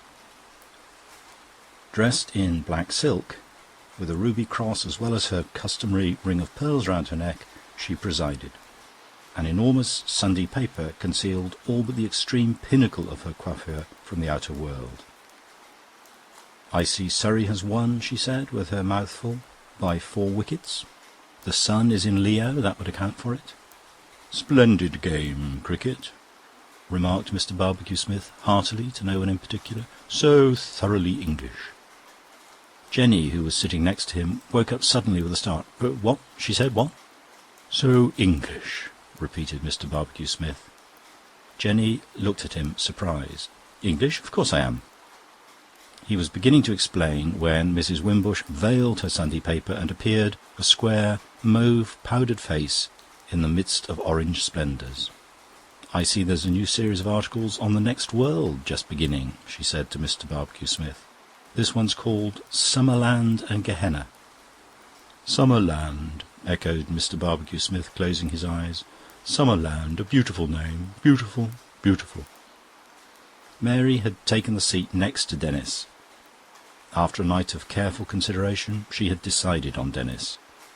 He might have less talent than Gombold, he might be a little lacking in seriousness, but somehow he was safer. "Are you writing much poetry here in the country?" she asked, with a bright gravity. "None," said Denis curtly. "I haven't brought my typewriter." "But do you mean to say you can't write without a typewriter?" Denis shook his head. He hated talking at breakfast, and besides, he wanted to hear what Mr. Scogan was saying at the other end of the table. "My scheme for dealing with the Church," Mr. Scogan was saying, "is beautifully simple. At the present time, the Anglican clergy wear their collars the wrong way round. I would compel them to wear not only their collars, but all their clothes turned back to front. Coat, waistcoat, trousers, boots, so that every clergyman should present to the world a smooth façade, unbroken by stud, button or lace. The enforcement of such a livery would act as a wholesome deterrent to those intending to enter the Church. At the same time, it would enormously enhance what Archbishop Laud so rightly insisted on, the beauty of holiness, in the few incorrigibles who could not be deterred." "In hell, it seems," said Priscilla, reading in her Sunday paper, "the children amuse themselves by flaying lambs alive." "Ah, but, dear lady, that's only a symbol," exclaimed Mr. Barbecue-Smith, "a material symbol of a spiritual truth. Lambs signify—" "Then there are military uniforms," Mr. Scogan went on.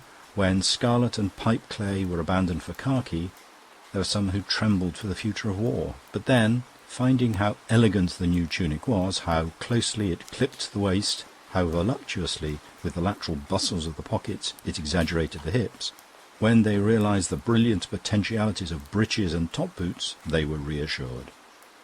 Abolish these military elegances, standardise a uniform of sackcloth and mackintosh. You will very soon find that—" "Is anyone coming to church with me this morning?" asked Henry Wimbush. No one responded. He baited his bare invitation. "I read the lessons, you know, and there's Mr. Bodyham. His sermons are sometimes worth hearing." Thank you, said Barbecue-Smith. "I, for one, prefer to worship in the infinite church of nature. How does our Shakespeare put it? Sermons in books, stones in running brooks."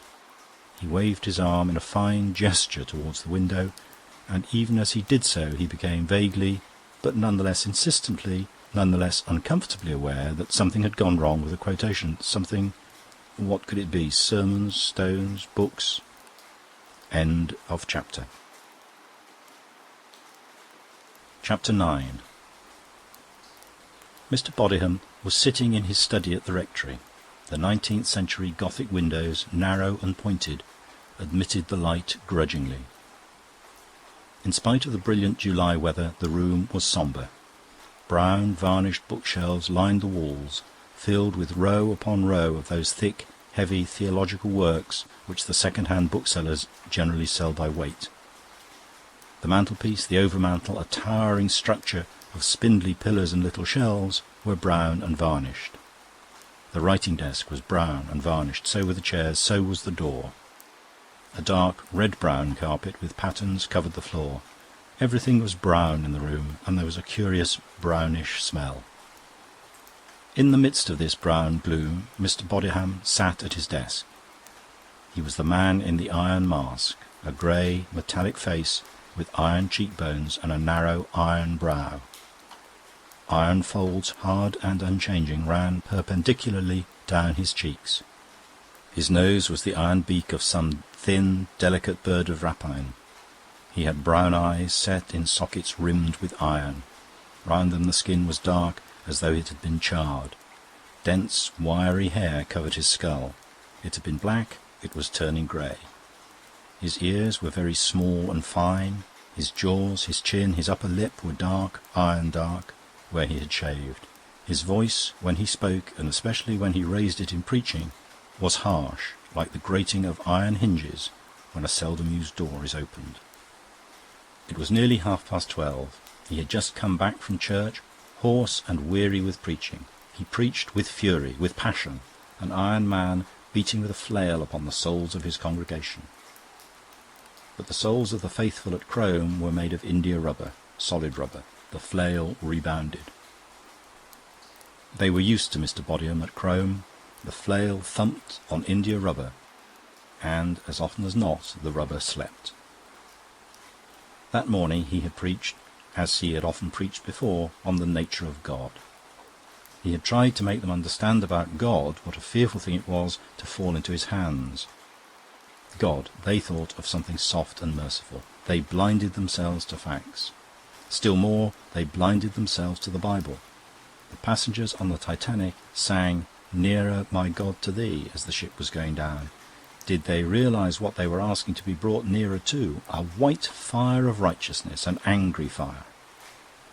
When Savonarola preached, men sobbed and groaned aloud. Nothing broke the polite silence with which Crome listened to Mr. Bodyham. Only an occasional cough, and sometimes the sound of heavy breathing. In the front pew sat Henry Wimbush, calm, well-bred, beautifully dressed. There were times when Mr. Bodyham wanted to jump down from the pulpit and shake him into life, times when he would have liked to beat and kill his whole congregation. He sat at his desk dejectedly. Outside the Gothic windows the earth was warm and marvellously calm. Everything was as it had always been, and yet, it was nearly 4 years now since he had preached that sermon on Matthew 24:7. "For nation shall rise up against nation, and kingdom against kingdom, and there shall be famines, and pestilences, and earthquakes in divers places." It was nearly 4 years. He had had the sermon printed. It was so terribly, so vitally important that all the world should know what he had to say. A copy of the little pamphlet lay on his desk, 8 small grey pages, printed by a fount of type that had grown blunt, like an old dog's teeth, by the endless champing and champing of the press. He opened it and began to read it yet once again. "For nation shall rise up against nation, and kingdom against kingdom, and there shall be famines, and pestilences, and earthquakes in divers places." 19 centuries have elapsed since our Lord gave utterance to those words, and not a single one of them has been without wars, plagues, famines, and earthquakes. Mighty empires have crashed in ruin to the ground. Diseases have unpeopled half the globe. There have been vast natural cataclysms in which thousands have been overwhelmed by flood and fire and whirlwind. Time and again, in the course of these 19 centuries, such things have happened, but they have not brought Christ back to earth. They were signs of the times, inasmuch as they were signs of God's wrath against the chronic wickedness of mankind. But they were not signs of the times in connection with the second coming. If earnest Christians have regarded the present war as a true sign of the Lord's approaching return, it is not merely because it happens to be a great war involving the lives of millions of people, not merely because famine is tightening its grip on every country in Europe, not merely because disease of every kind, from syphilis to spotted fever, is rife among the warring nations. No, it is not for these reasons that we regard this war as a true sign of the times, but because in its origin and its progress it is marked by certain characteristics which seem to connect it almost beyond a doubt with the predictions in Christian prophecy relating to the second coming of the Lord. Let me enumerate the features of the present war which most clearly suggest that it is a sign foretelling the near approach of the second advent. Our Lord said that this gospel of the kingdom shall be preached in all the world for a witness unto all nations, and then shall the end come.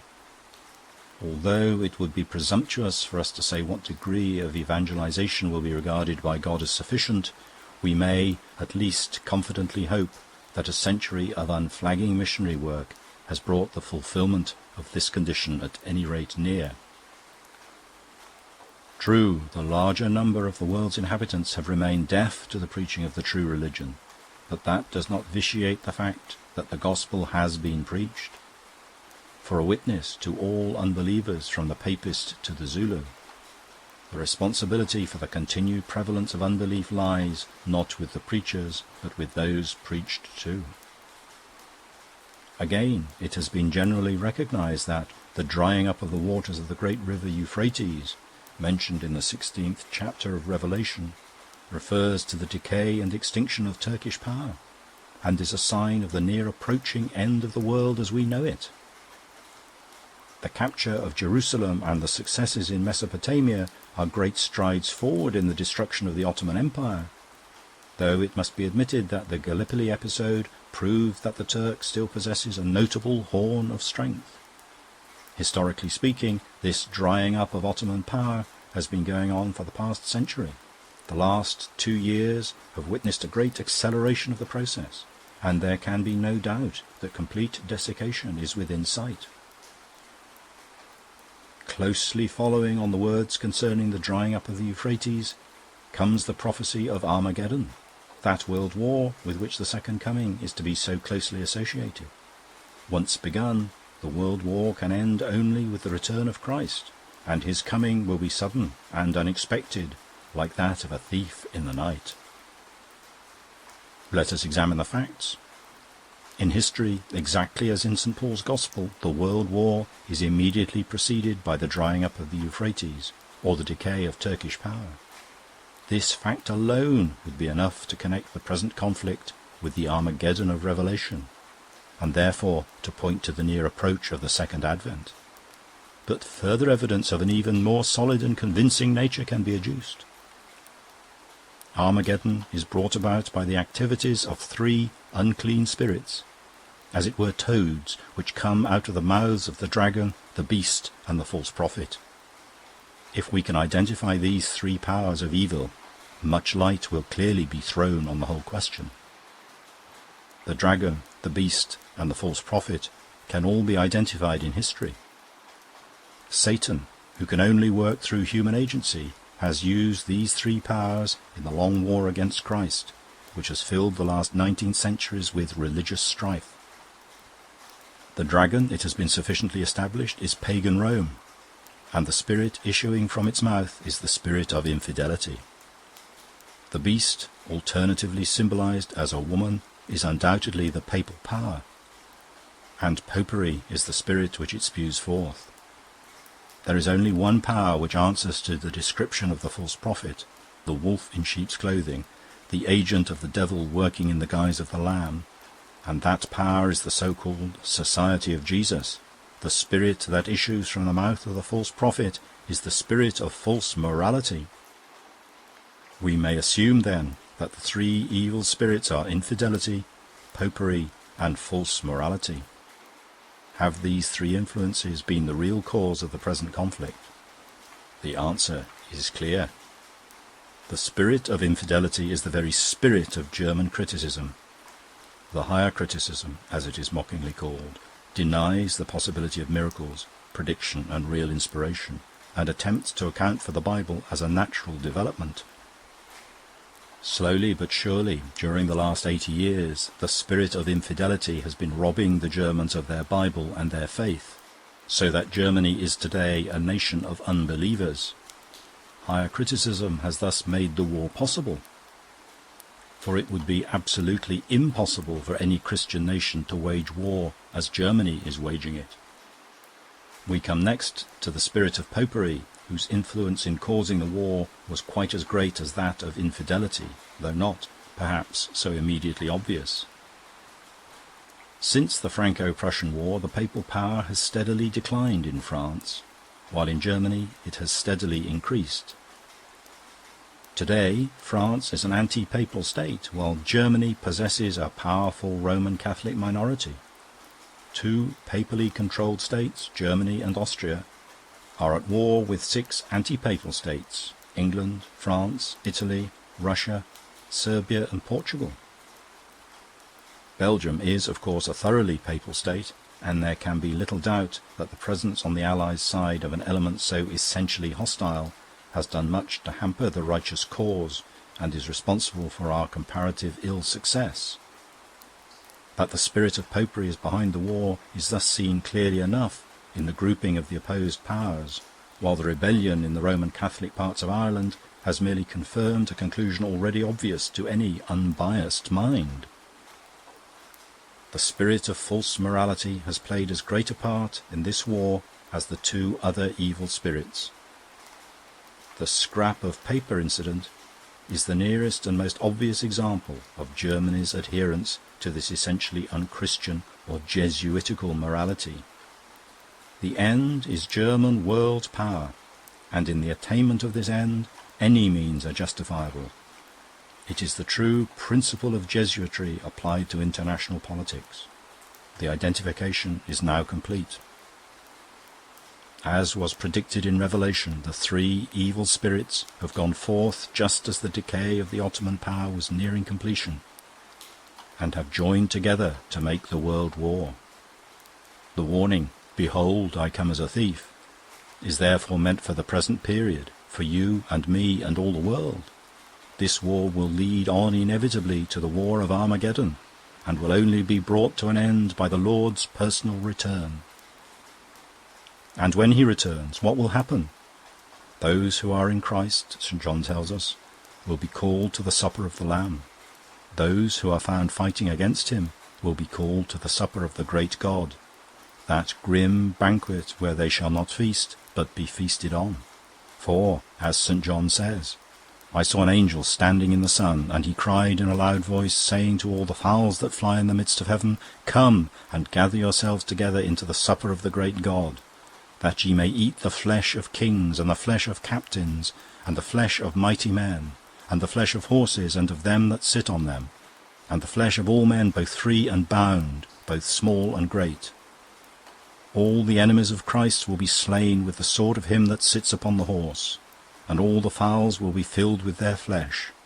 That is the supper of the great God. It may be soon, or it may, as men reckon time, be long, but sooner or later, inevitably, the Lord will come and deliver the world from its present troubles. And woe unto them who are called, not to the supper of the Lamb, but to the supper of the great God.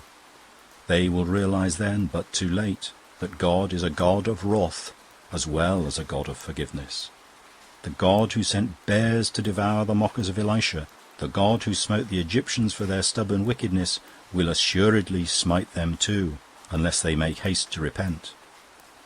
But perhaps it is already too late. Who knows but that tomorrow, in a moment even, Christ may be upon us unawares, like a thief. In a little while, who knows?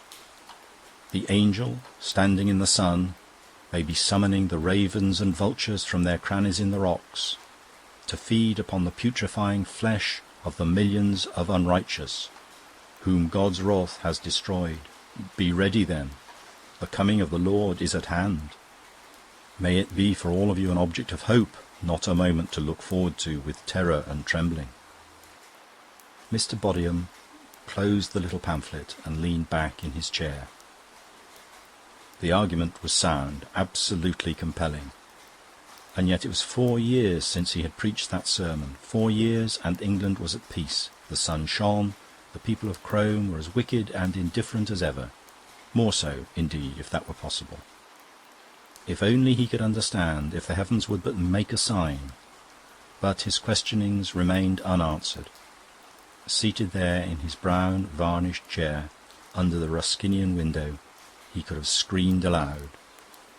He gripped the arms of his chair, gripping for control. The knuckles of his hands whitened. He bit his lip. In a few seconds he was able to relax the tension. He began to rebuke himself for his rebellious impatience. 4 years, he reflected. What were 4 years after all? It must inevitably take a long time for Armageddon to ripen, to yeast itself up. The episode of 1914 had been a preliminary skirmish. And as for the war having come to an end, why, that of course was illusory. It was still going on, smouldering away in Silesia, in Ireland, in Anatolia. The discontent in Egypt and India was preparing the way, perhaps, for a great extension of the slaughter among the heathen peoples. The Chinese boycott of Japan and the rivalries of that country and America in the Pacific might be breeding a great new war in the East. The prospect, Mr. Bodiham tried to assure himself, was hopeful. The real, the genuine Armageddon might soon begin. And then, like a thief in the night, but in spite of all his comfortable reasoning, he remained unhappy, dissatisfied.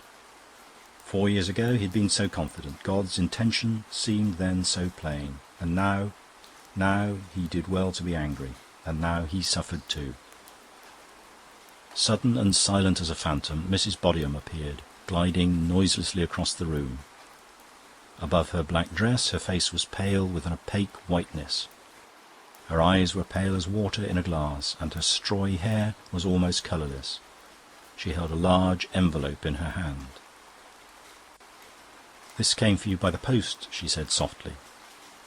The envelope was unsealed. Mechanically Mr. Bodiham tore it open.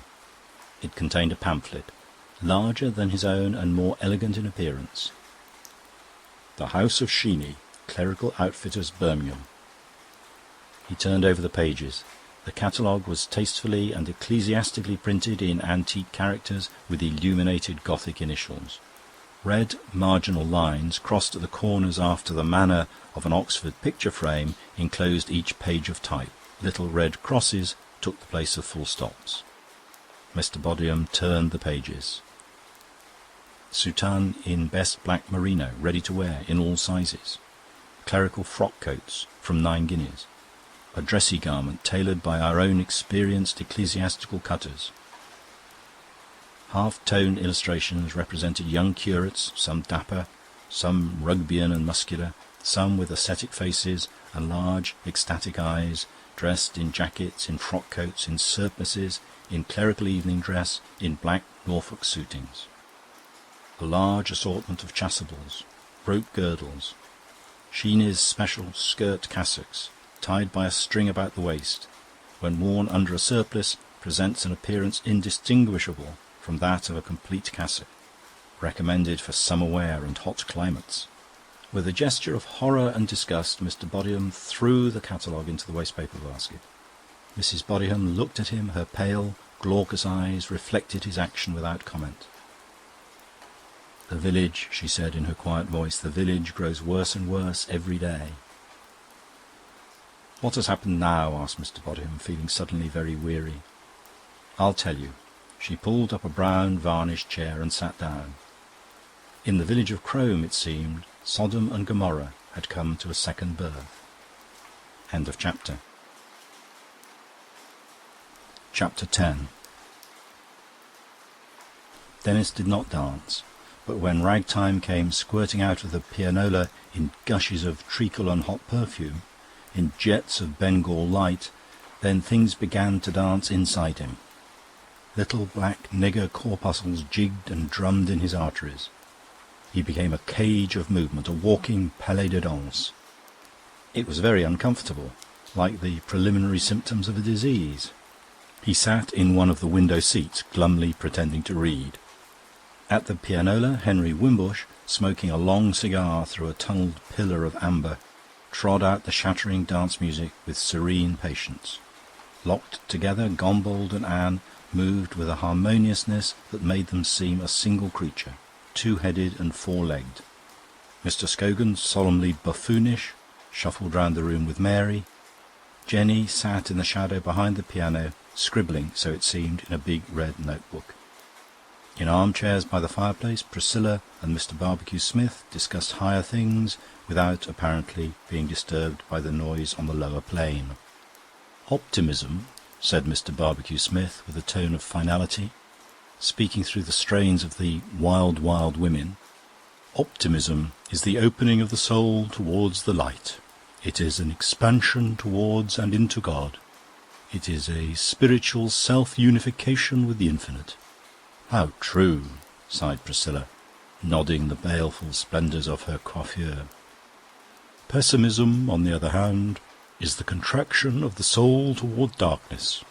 It is a focusing of the self upon a point in the lower plane. It is a spiritual slavery to mere facts, to gross physical phenomena." "They're making a wild man of me," the refrain sang itself over in Denis's mind. Yes, they were, damn them, a wild man, but not wild enough, that was the trouble. Wild inside, raging, writhing, yes, writhing was the word, writhing with desire. But outwardly he was hopelessly tame. Outwardly, bah, bah, bah. There they were, Anne and Gombold, moving together as though they were a single supple creature. The beast with two backs. And he sat in a corner, pretending to read, pretending he didn't want to dance, pretending he rather despised dancing. Why, it was the bar business again. Why was he born with a different face? Why was he? Gombold had a face of brass, one of those old brazen rams that thumped against the walls of cities till they fell. He was born with a different face, a woolly face. The music stopped, the single harmonious creature broke into two. Flushed, a little breathless, Anne swayed across the room to the pianola, laid her hand on Mr. Wimbush's shoulder. "A waltz this time, please, Uncle Henry," she said. "A waltz," he repeated, and turned to the cabinet where the rolls were kept.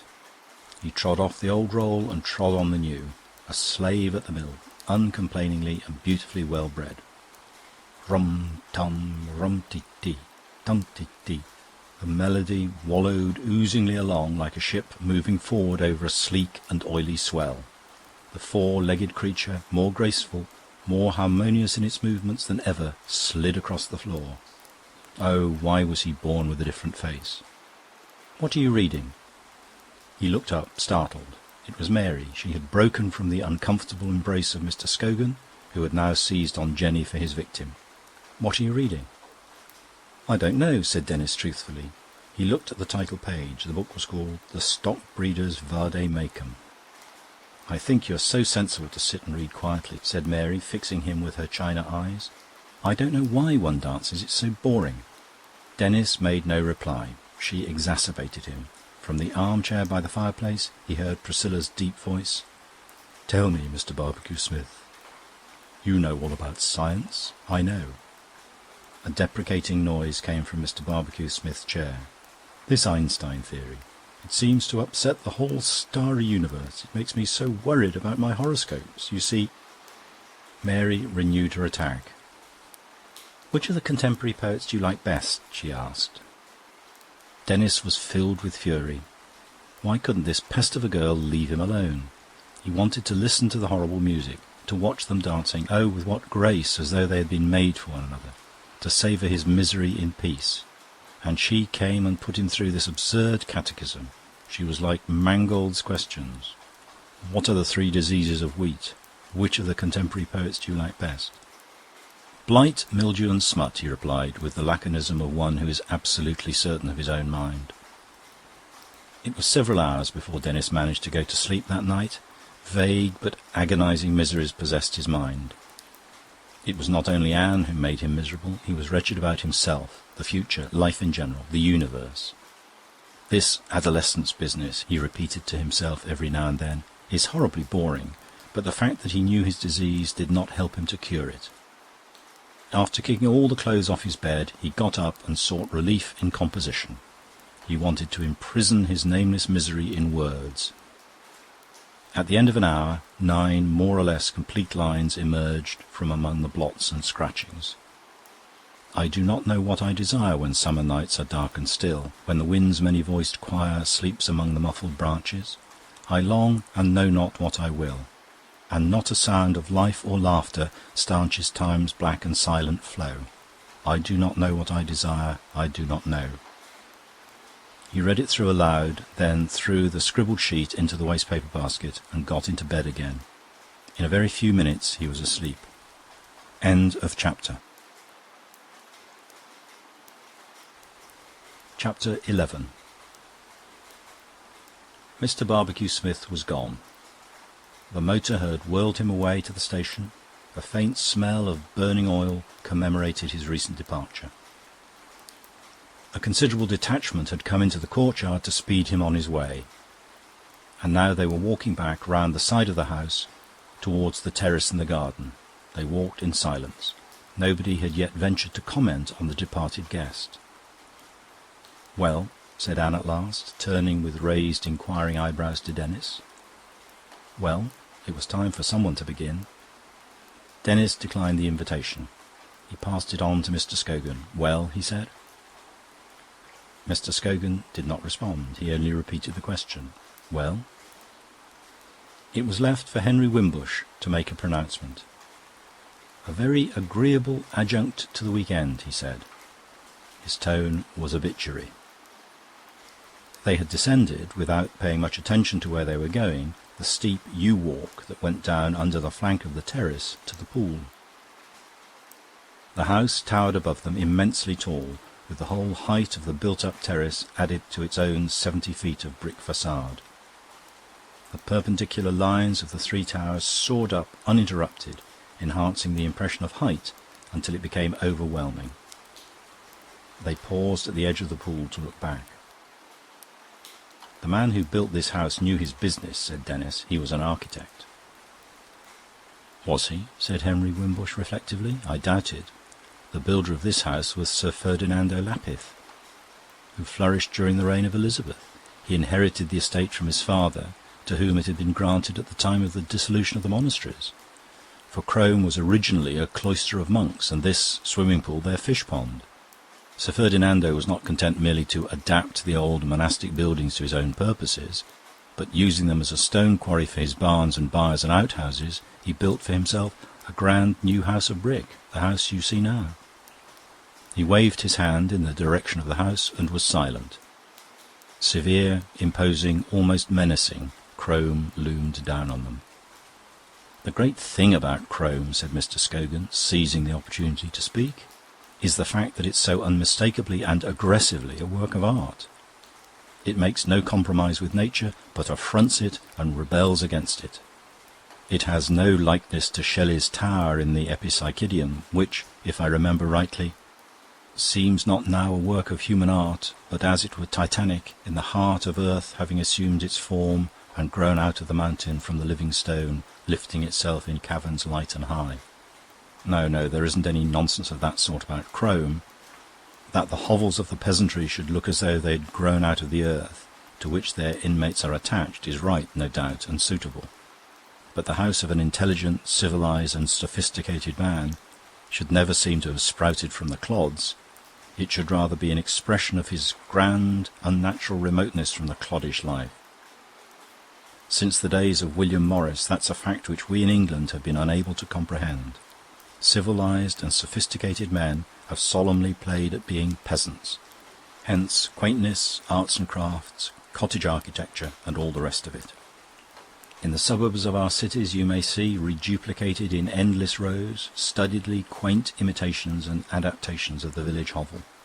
Poverty, ignorance, and a limited range of materials produce the hovel, which possesses undoubtedly, in suitable surroundings, its own, as it were, Titanic charm. We now employ our wealth, our technical knowledge, our rich variety of materials for the purpose of building millions of imitation hovels in totally unsuitable surroundings. Could imbecility go further? Henry Wimbush took up the thread of his interrupted discourse. "All that you say, my dear Scogan," he began, "is certainly very just, very true. But whether Sir Ferdinando shared your views about architecture, or if, indeed, he had any views about architecture at all, I very much doubt. In building this house, Sir Ferdinando was, as a matter of fact, preoccupied by only one thought: the proper placing of his privies. Sanitation was the one great interest of his life.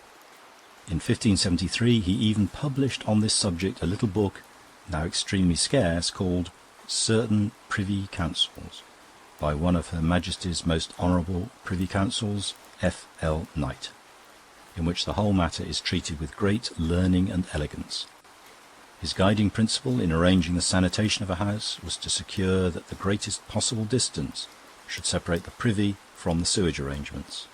Hence it followed inevitably that the privies were to be placed at the top of the house, being connected by vertical shafts with pits or channels in the ground. It must not be thought that Sir Ferdinando was moved only by material and merely sanitary considerations. For the placing of his privies in an exalted position he had also certain excellent spiritual reasons, for, he argues in the 3rd chapter of his Privy Councils, the necessities of nature are so base and brutish that in obeying them we are apt to forget that we are the noblest creatures of the universe. To counteract these degrading effects, he advised that the privy should be in every house the room nearest to heaven, that it should be well provided with windows commanding an extensive and noble prospect, and that the walls of the chamber should be lined with bookshelves containing all the ripest products of human wisdom, such as the Proverbs of Solomon, Boethius's Consolations of Philosophy, the Apothegms of Epictetus and Marcus Aurelius, the Enchiridion of Erasmus, and all other works, ancient or modern, which testify to the nobility of the human soul. In Crome he was able to put his theories into practice. At the top of each of the 3 projecting towers he placed a privy. From these a shaft went down the whole height of the house, that is to say, more than 70 feet, through the cellars and into a series of conduits provided with flowing water, tunnelled in the ground on a level with the base of the raised terrace. These conduits emptied themselves into the stream several hundred yards below the fish pond. The total depth of the shafts from the top of the towers to their subterranean conduits was 102 feet. The 18th century, with its passion for modernisation, swept away these monuments of sanitary ingenuity. Were it not for tradition and the explicit account of them left by Sir Ferdinando, we should be unaware that these noble privies had ever existed. We should even suppose that Sir Ferdinando built his house after this strange and splendid model, for merely aesthetic reasons. The contemplation of the glories of the past always evoked in Henry Wimbush a certain enthusiasm. Under the grey bowler his face worked and glowed as he spoke. The thought of these vanished privies moved him profoundly. He ceased to speak. The light gradually died out of his face, and it became once more the replica of the grave, polite hat which shaded it. There was a long silence. The same gently melancholy thoughts seemed to possess the mind of each of them. Permanence, transience. Sir Ferdinando and his privies were gone. Crome still stood. How brightly the sun shone, and how inevitable was death. The ways of God were strange, the ways of men were stranger still. "It does one's heart good," exclaimed Mr. Scogan at last, "to hear of these fantastic English aristocrats, to have a theory about privies, and to build an immense and splendid house in order to put it into practice. It's magnificent, beautiful. I like to think of them all, the eccentric milords rolling across Europe in ponderous carriages, bound on extraordinary errands. One is going to Venice to buy La Bianchi's larynx. He won't get it till she's dead, of course, but no matter, he's prepared to wait. He has a collection, pickled in glass bottles, of the throats of famous opera singers. And the instruments of renowned virtuosi, he goes in for them too. He will try to bribe Paganini to part with his little Guarnerio, but he has small hope of success. Paganini won't sell his fiddle, but perhaps he might sacrifice one of his guitars. Others are bound on crusades, one to die miserably among the savage Greeks, another in his white top hat to lead Italians against their oppressors. Others have no business at all. They are just giving their oddity a continental airing. At home they cultivate themselves at leisure and with greater elaboration. Beckford builds towers, Portland digs holes in the ground, Cavendish, the millionaire, lives in a stable, eats nothing but mutton, and amuses himself, solely for his private delectation, by anticipating the electrical discoveries of half a century. Glorious eccentrics. Every age is enlivened by their presence. "Some day, my dear Denis," said Mr. Scogan, turning a beady, bright regard in his direction, "some day you must become their biographer. The lives of queer men, what a subject! I should like to undertake it myself." Mr. Scogan paused, looked up once more at the towering house, then murmured the word eccentricity 2 or 3 times. Eccentricity. It's the justification of all aristocracies. It justifies leisured classes, and inherited wealth, and privilege, and endowments, and all the other injustices of that sort. If you're to do anything reasonable in this world, you must have a class of people who are secure, safe from public opinion, safe from poverty, leisured, not compelled to waste their time in the imbecile routines that go by the name of honest work. You must have a class of which the members can think and, within the obvious limits, do what they please. You must have a class in which people who have eccentricities can indulge them, and in which eccentricity in general will be tolerated and understood. That's the important thing about an aristocracy. Not only is it eccentric itself, often grandiosely so, it also tolerates and even encourages eccentricity in others. The eccentricities of the artist and the newfangled thinker don't inspire it with that fear, loathing and disgust which the burgesses instinctively feel towards them. It is a sort of Red Indian reservation planted in the midst of a vast horde of poor whites, colonials at that. Within its boundaries wild men disport themselves, often, it must be admitted, a little grossly, a little too flamboyantly, and when kindred spirits are born outside the pale, it offers them some sort of refuge from the hatred which the poor whites, en bon bourgeois, lavish on anything that is wild or out of the ordinary. After the social revolution, there will be no reservations. The redskins will be drowned in the great sea of poor whites. What then? Will they suffer you to go on writing villanelles, my good Denis? Will you, unhappy Henry, be allowed to live in this house of the splendid privies, to continue your quiet delving in the mines of futile knowledge? Will Anne... "And you," said Anne, interrupting him, "will you be allowed to go on talking?" "You may rest assured," Mr. Scogan replied, "that I shall not. I shall have some honest work to do." End of chapter. Chapter 12. Blight, mildew and smut. Mary was puzzled and distressed. Perhaps her ears had played her false. Perhaps what he had really said was Squire Binion and Shanks, or Childs, Blunden and Earp, or even Abercrombie, Drinkwater and Rabindranath Tagore. Perhaps. But then her ears never did play her false. Blight, mildew and smut. The impression was distinct and ineffaceable. Blight, mildew. She was forced to the conclusion, reluctantly, that Denis had indeed pronounced those improbable words. He had deliberately repelled her attempts to open a serious discussion. That was horrible. A man who would not talk seriously to a woman just because she was a woman? Oh, impossible. Egeria or nothing. Perhaps Gombold would be more satisfactory. True, his meridional heredity was a little disquieting, but at least he was a serious worker, and it was with his work that she should associate herself. And Denis, after all, what was Denis? A dilettante, an amateur. Gombold had annexed for his painting room a little disused granary that stood by itself in a green close beyond the farmyard. It was a square brick building with a peach roof and little windows set high up in each of its walls. A ladder of 4 rungs led up to the door, for the granary was perched above the ground and out of the reach of the rats on 4 massive toadstools of grey stone. Within there lingered a faint smell of dust and cobwebs, and the narrow shaft of sunlight that came slanting in at every hour of the day through one of the little windows was always alive with silvery motes. Here Gombold worked, with a kind of concentrated ferocity, during 6 or 7 hours of each day. He was pursuing something new, something terrific, if only he could catch it. During the last 8 years, nearly half of which had been spent in the process of winning the war, he had worked his way industriously through Cubism. Now he had come out on the other side. He had begun by painting a formalized nature. Then, little by little, he had risen from nature into the world of pure form, till, in the end, he was painting nothing but his own thoughts, externalized in the abstract geometrical forms of the mind's devising. He found the process arduous and exhilarating.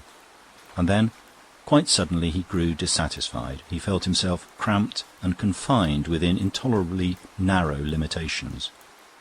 He was humiliated to find how few and crude and uninteresting were the forms he could invent. The inventions of nature were without number, inconceivably subtle and elaborate. He had done with cubism. He was out on the other side. But the cubist discipline preserved him from falling into excesses of nature worship.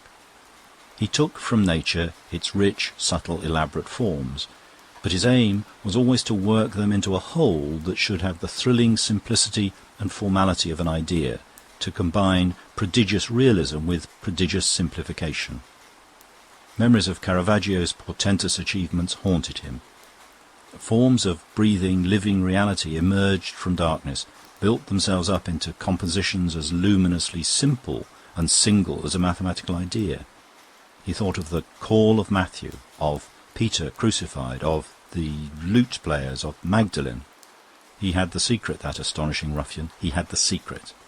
And now Gombauld was after it, in hot pursuit. Yes, it would be something terrific if only he could catch it. For a long time an idea had been stirring and spreading yeastily in his mind.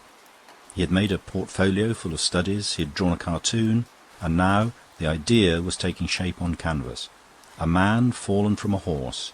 The huge animal, a gaunt white cart-horse, filled the upper half of the picture with its great body. Its head, lowered towards the ground, was in shadow. The immense bony body was what arrested the eye, the body and the legs which came down on either side of the picture like the pillars of an arch. On the ground, between the legs of the towering beast, lay the foreshortened figure of a man, the head in the extreme foreground, the arms flung wide to right and left. A white, relentless light poured down from a point in the right foreground. The beast, the fallen man, were sharply illuminated. Round them, beyond and behind them, was the night. They were alone in the darkness, a universe in themselves. The horse's body filled the upper part of the picture. The legs, the great hoofs, frozen to stillness in the midst of their trampling, limited it on either side.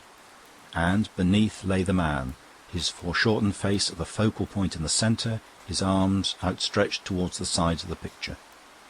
Under the arch of the horse's belly, between his legs, the eye looked through into an intense darkness. Below, the space was closed in by the figure of the prostrate man, a central gulf of darkness surrounded by luminous forms. The picture was more than half finished. Gombauld had been at work all morning on the figure of the man, and now he was taking a rest, the time to smoke a cigarette. Tilting back his chair till it touched the wall, he looked thoughtfully at his canvas. He was pleased, and at the same time he was desolated. In itself the thing was good, he knew it, but that something he was after, that something that would be so terrific if only he could catch it. Had he caught it? Would he ever catch it? 3 little taps, rat-tat-tat. Surprised, Gombauld turned his eyes towards the door. Nobody ever disturbed him while he was at work. It was one of the unwritten laws. "Come in," he called. The door, which was ajar, swung open, revealing, from the waist upwards, the form of Mary. She had only dared to mount halfway up the ladder. If he didn't want her, retreat would be easier and more dignified than if she climbed to the top. "May I come in?" she asked. "Certainly." She skipped up the remaining 2 rungs and was over the threshold in an instant. "A letter came for you by second post," she said. "I thought it might be important, so I brought it out to you." Her eyes, her childish face, were luminously candid as she handed him the letter. There had never been a flimsier pretext. Gombauld looked at the envelope and put it in his pocket unopened. "Luckily," he said, "it isn't at all important. Thanks very much, all the same." There was a silence. Mary felt a little uncomfortable. "May I have a look at what you're painting?" she had the courage to say at last.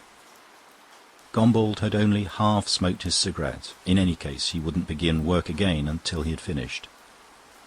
He would give her the 5 minutes that separated him from the bitter end. "This is the best place to see it from," he said. Mary looked at the picture for some time without saying anything. Indeed, she didn't know what to say. She was taken aback. She was at a loss. She had expected a cubist masterpiece, and here was a picture of a man and a horse, not only recognisable as such, but even aggressively in drawing. Trompe-l'oeil, there was no other word to describe the delineation of that foreshortened figure under the trampling feet of the horse. What was she to think? What was she to say? Her orientations were gone. One could admire representationism in the old masters, obviously, but in a modern... At 18 she might have done so, but now, after 5 years of schooling among the best judges, her instinctive reaction to a contemporary piece of representation was contempt, an outburst of laughing disparagement. What could Gombauld be up to? She had felt so safe in admiring his work before, but now she didn't know what to think. It was very difficult, very difficult. "There's rather a lot of chiaroscuro, isn't there?" she ventured at last, and inwardly congratulated herself on having found a critical formula so gentle and at the same time so penetrating. "There is," Gombauld agreed. Mary was pleased. He accepted her criticism. It was a serious discussion. She put her head on one side and screwed up her eyes. "I think it's awfully fine," she said, "but of course it's a little too trompe-l'oeil for my taste." She looked at Gombauld, who made no response but continued to smoke, gazing meditatively all the time at his picture. Mary went on gaspingly. "When I was in Paris this spring I saw a lot of Czuplinski. I admire his work so tremendously. Of course it's frightfully abstract now, frightfully abstract and frightfully intellectual. He just throws a few oblongs onto his canvas, quite flat, and painted in pure primary colours. But his design is wonderful. He's getting more and more abstract every day. He'd given up the third dimension when I was there and was just thinking of giving up the second. Soon, he says, there'll be just a blank canvas. That's the logical conclusion, complete abstraction. Painting's finished. He's finishing it. When he's reached pure abstraction, he's going to take up architecture. He says it's more intellectual than painting. Do you agree?" she asked, with a final gasp. Gombauld dropped his cigarette end and trod on it. "Czuplinski's finished painting," he said. "I've finished my cigarette, but I'm going on painting." And, advancing towards her, he put his arm round her shoulders and turned her round away from the picture. Mary looked at him, her hair swung back a soundless bell of gold. Her eyes were serene. She smiled. So the moment had come. His arm was round her. He moved slowly, almost imperceptibly, and she moved with him. It was a peripatetic embrace. "Do you agree with him?" she repeated. The moment might have come, but she would not cease to be intellectual, serious. "I don't know. I shall have to think about it." Gombauld loosened his embrace. His hand dropped from her shoulder. "Be careful going down the ladder," he added solicitously. Mary looked round, startled. They were in front of the open door. She remained standing there for a moment in bewilderment. The hand that had rested on her shoulders made itself felt lower down her back. It administered 3 or 4 kindly little smacks. Replying automatically to its stimulus, she moved forward. "Be careful going down the ladder," said Gombauld once more. She was careful. The door closed behind her, and she was alone in the little green close. She walked slowly back through the farmyard. She was pensive. End of chapter. Chapter 13. Henry Wimbush brought down with him to dinner a budget of printed sheets loosely bound together in a cardboard portfolio. "Today," he said, exhibiting it with a certain solemnity, "today I have finished the printing of my History of Crome. I helped to set up the type of the last page this evening." "The famous history!" cried Anne. The writing and printing of this magnum opus had been going on as long as she could remember. All her childhood long, Uncle Henry's history had been a vague and fabulous thing, often heard of and never seen. "It has taken me nearly 30 years," said Mr. Wimbush. 25 years of writing and nearly 4 of printing. And now it's finished. A whole chronicle from Sir Ferdinando Lapith's birth to the death of my father William Wimbush, more than 3 centuries and a half. A history of Crome, written at Crome and printed at Crome by my own press. "Shall we be allowed to read it now it's finished?" asked Denis. Mr. Wimbush nodded. "Certainly," he said, "and I hope you will not find it uninteresting." he added modestly. Our muniment room is particularly rich in ancient records, and I have some genuinely new light to throw on the introduction of the three-pronged fork." "And the people?" asked Gombold, "Sir Ferdinando and the rest of them. Were they amusing? Were there any crimes or tragedies in the family?" "Let me see." Henry Wimbush rubbed his chin thoughtfully. "I can only think of 2 suicides, 1 violent death, 4 or perhaps 5 broken hearts, and half a dozen little blots on the scutcheon in the way of misalliances, seductions, natural children, and the like. No, on the whole, it's a placid and uneventful record." "The Wimbushes and the Lapiths were always an unadventurous, respectable crew," said Priscilla, with a note of scorn in her voice. "If I were to write my family history now, why, it would be one long continuous blot from beginning to end." She laughed jovially and helped herself to another glass of wine. "If I were to write mine," Mr. Scogan remarked, "it wouldn't exist. After the second generations, we Scogans are lost in the mists of antiquity." "After dinner," said Henry Wimbush, a little piqued by his wife's disparaging comment on the masters of Crome, "I'll read you an episode from my history that will make you admit that even the Lapiths, in their own respectable way, had their tragedies and strange adventures." "I'm glad to hear it," said Priscilla. "Glad to hear what?" asked Jenny, emerging suddenly from her private interior world like a cuckoo from a clock. She received an explanation, smiled, nodded, cuckooed at last, "I see," and popped back, clapping shut the door behind her. Dinner was eaten. The party had adjourned to the drawing-room. "Now," said Henry Wimbush, pulling up a chair to the lamp. He put on his round pince-nez, rimmed with tortoiseshell, and began cautiously to turn over the pages of his loose and still fragmentary book. He found his place at last. "Shall I begin?" he asked, looking up. "Do," said Priscilla, yawning. In the midst of an attentive silence, Mr. Wimbush gave a little preliminary cough and started to read. "The infant who was destined to become the 4th baronet of the name of Lapith was born in the year 1740. He was a very small baby, weighing not more than 3 pounds at birth, but from the first he was sturdy and healthy. In honour of his maternal grandfather, Sir Hercules Ockham of Bishop's Ockham, he was christened Hercules. His mother, like many other mothers, kept a notebook in which his progress from month to month was recorded. He walked at 10 months, and before his 2nd year was out he had learned to speak a number of words. At 3 years he weighed but 24 pounds, and at 6, though he could read and write perfectly and showed a remarkable aptitude for music, he was no larger and heavier than a well-grown child of 2. Meanwhile his mother had borne 2 other children, a boy and a girl, one of whom died of croup during infancy, while the other was carried off by smallpox before it reached the age of 5. Hercules remained the only surviving child. On his 12th birthday, Hercules was still only 3 feet and 2 inches in height. His head, which was very handsome and nobly shaped, was too big for his body, but otherwise he was exquisitely proportioned, and, for his size, of great strength and agility.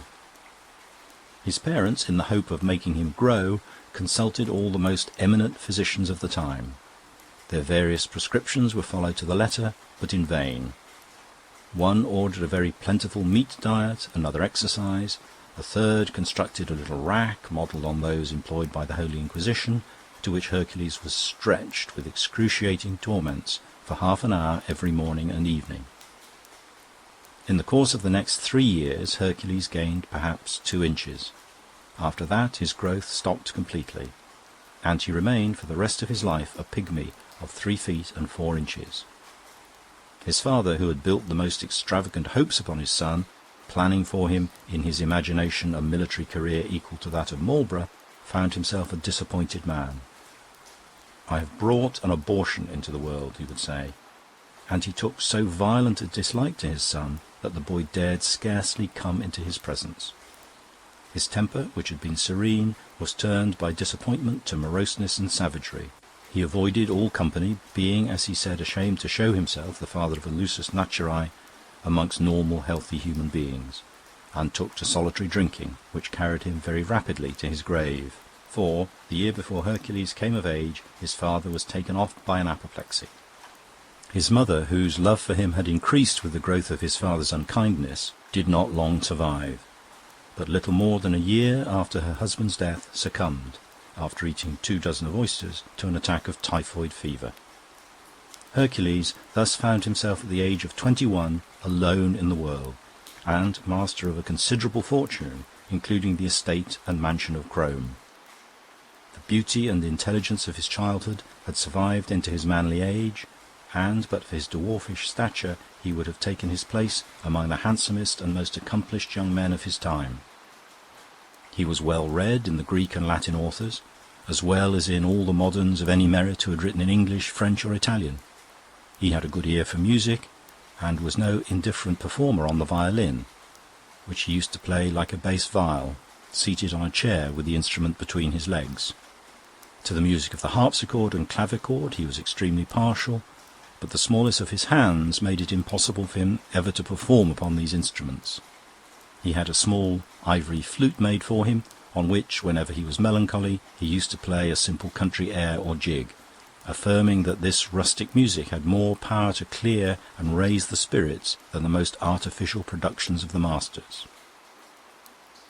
From an early age he practised the composition of poetry, but, though conscious of his great powers in this art, he would never publish any specimen of his writing. "My stature," he would say, "is reflected in my verses. If the public were to read them, it would not be because I am a poet, but because I am a dwarf." Several manuscript books of Sir Hercules' poems survive. A single specimen will suffice to illustrate his qualities as a poet. In ancient days, while yet the world was young, ere Abraham fed his flocks or Homer sung, when blacksmith Tubal tamed creative fire, and Jabal dwelt in tents and Jubal struck the lyre, flesh grown corrupt brought forth a monstrous birth, and obscene giants trod the shrinking earth, till God, impatient of their sinful brood, gave rein to wrath and drowned them in the flood. Teeming again, repeopled Tellus bore the lubber hero and the man of war, huge towers of brawn, topped with an empty skull, witlessly bold, heroically dull. Long ages passed, and man grown more refined, slighter in muscle but of vaster mind, smiled at his grandsire's broadsword, bow and bill, and learned to wield the pencil and the quill. The glowing canvas and the written page immortalized his name from age to age, his name emblazoned on fame's temple wall, for art grew great as humankind grew small. Thus man's long progress step by step we trace. The giant dies, the hero takes his place. The giant vile, the dull heroic block, at one we shudder and at one we mock. Man last appears. In him the soul's pure flame burns brightlier in a not inordinate frame. Of old, when heroes fought and giants swarmed, men were huge mounds of matter scarce informed. Wearied by leavening so vast a mass, the spirit slept, and all the mind was crass. The smaller carcass of these latter days is soon informed. The soul unwearied plays, and like a Pharaoh's darts abroad her mental rays. But can we think that Providence will stay man's footsteps here upon the upward way? Mankind in understanding and in grace advanced so far beyond the giant's race? Hence, impious thought, still, led by God's own hand, mankind proceeds towards the promised land. A time will come, prophetic, I descry remoter dawns along the gloomy sky, when happy mortals of a golden age will backwards turn the dark historic page, and, in our vaunted race of men, behold a form as gross, a mind as dead and cold, as we in giants see, in warriors of old. A time will come when in the soul shall be from all superfluous matter wholly free, when the light body, agile as a fawn's, shall sport with grace along the velvet lawns. Nature's most delicate and final birth, mankind, perfected, shall possess the earth. But not yet, for still the giant's race, huge, though diminished, tramps the earth's fair face, gross and repulsive, yet perversely proud. Men of their imperfections boast aloud. Vain of their bulk, of all they still retain of giant ugliness, absurdly vain. At all that's small they point their stupid scorn, and, monsters, think themselves divinely born. Sad is the fate of those, sad indeed, the rare precursors of the nobler breed, who come man's golden glory to foretell, but pointing heavenwards, live themselves in hell. As soon as he came into the estate, Sir Hercules set about remodelling his household, for, though by no means ashamed of his deformity, indeed, if we may judge from the poem quoted above, he regarded himself as being in many ways superior to the ordinary race of man, he found the presence of full-grown men and women embarrassing. Realizing, too, that he must abandon all ambitions in the great world, he determined to retire absolutely from it, and to create, as it were, at Crome, a private world of his own, in which all should be proportionable to himself. Accordingly, he discharged all the old servants of the house and replaced them gradually, as he was able to find suitable successors, by others of dwarfish stature. In the course of a few years he had assembled about himself a numerous household, no member of which was above 4 feet high, and the smallest among them scarcely 2 feet and 6 inches. His father's dogs, such as setters, mastiffs, greyhounds, and a pack of beagles, he sold or gave away as too large and too boisterous for his house, replacing them by pugs and King Charles spaniels and whatever other breeds of dog were the smallest. His father's stable was also sold. For his own use, whether riding or driving, he had 6 black Shetland ponies, with 4 very choice piebald animals of New Forest breed. Having thus settled his household entirely to his own satisfaction, it only remained for him to find some suitable companion with whom to share his paradise. Sir Hercules had a susceptible heart, and had more than once, between the ages of 16 and 20, felt what it was to love. But here his deformity had been a source of the most bitter humiliation, for, having once dared to declare himself to a young lady of his choice, he had been received with laughter. On his persisting, she had picked him up and shaken him like an importunate child, telling him to run away and plague her no more. The story soon got about. Indeed, the young lady herself used to tell it as a particularly pleasant anecdote, and the taunts and mockery it occasioned were a source of the most acute distress to Hercules. From the poems written at this period, we gather that he meditated taking his own life. In course of time, however, he lived down this humiliation, but never again, though he often fell in love, and that very passionately, did he dare to make any advances to those in whom he was interested. After coming to the estate and finding that he was in a position to create his own world as he desired it, he saw that if he was to have a wife, which he very much desired, being of an affectionate and indeed amorous temper, he must choose her as he had chosen his servants, from among the race of dwarfs. But to find a suitable wife was, he found, a matter of some difficulty, for he would marry none who was not distinguished by beauty and gentle birth. The dwarfish daughter of Lord Bemborough he refused on the ground that besides being a pygmy she was hunchbacked, while another young lady, an orphan belonging to a very good family in Hampshire, was rejected by him because her face, like that of so many dwarfs, was wizened and repulsive. Finally, when he was almost despairing of success, he heard from a reliable source that Count Titimalo, a Venetian nobleman, possessed a daughter of exquisite beauty and great accomplishments, who was by 3 feet in height.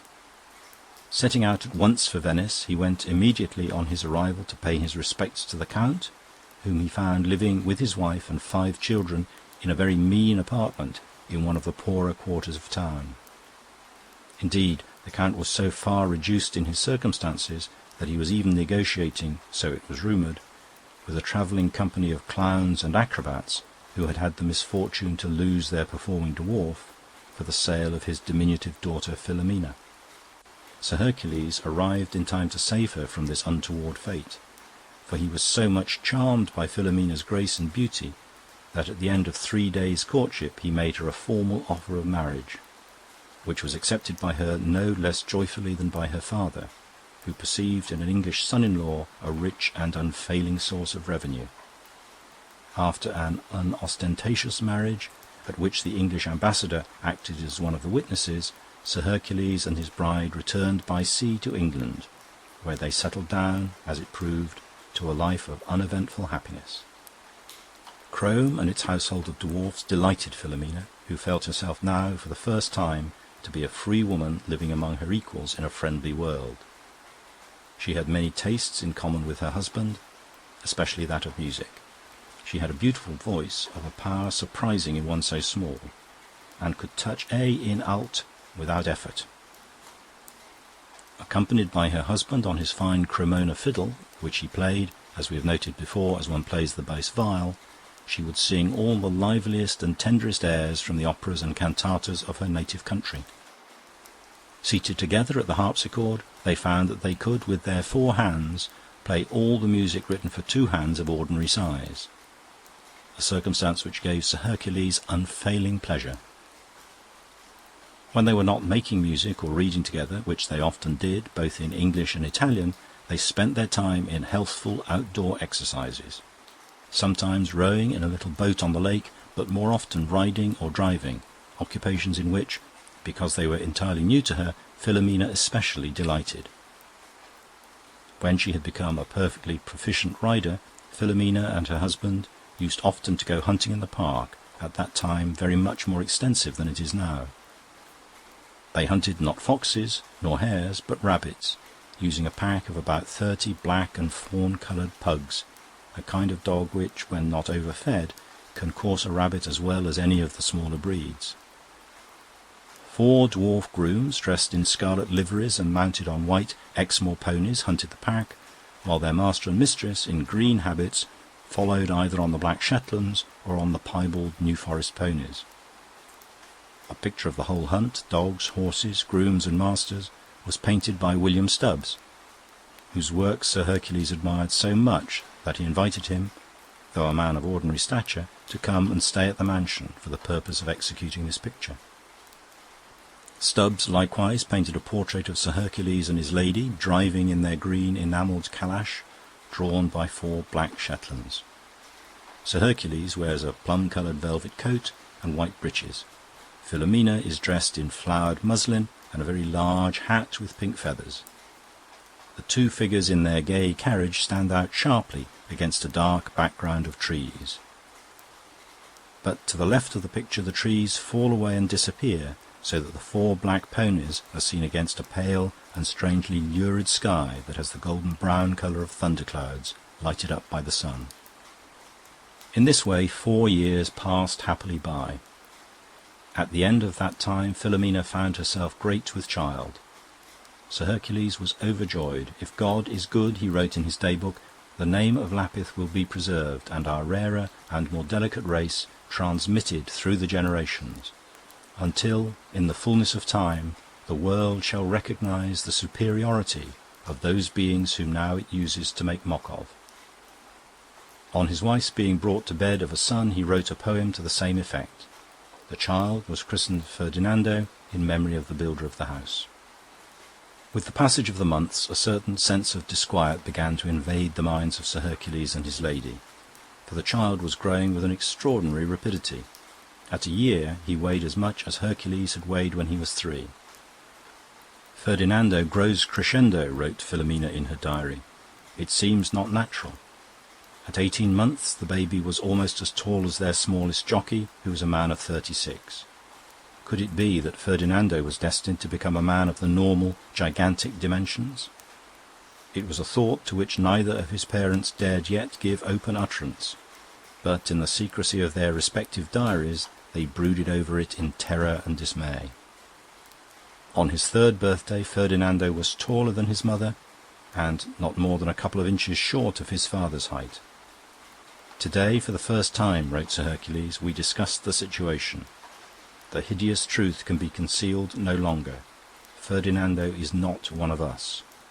On this, his 3rd birthday, a day when we should have been rejoicing at the health, the strength and beauty of our child, we wept together over the ruin of our happiness.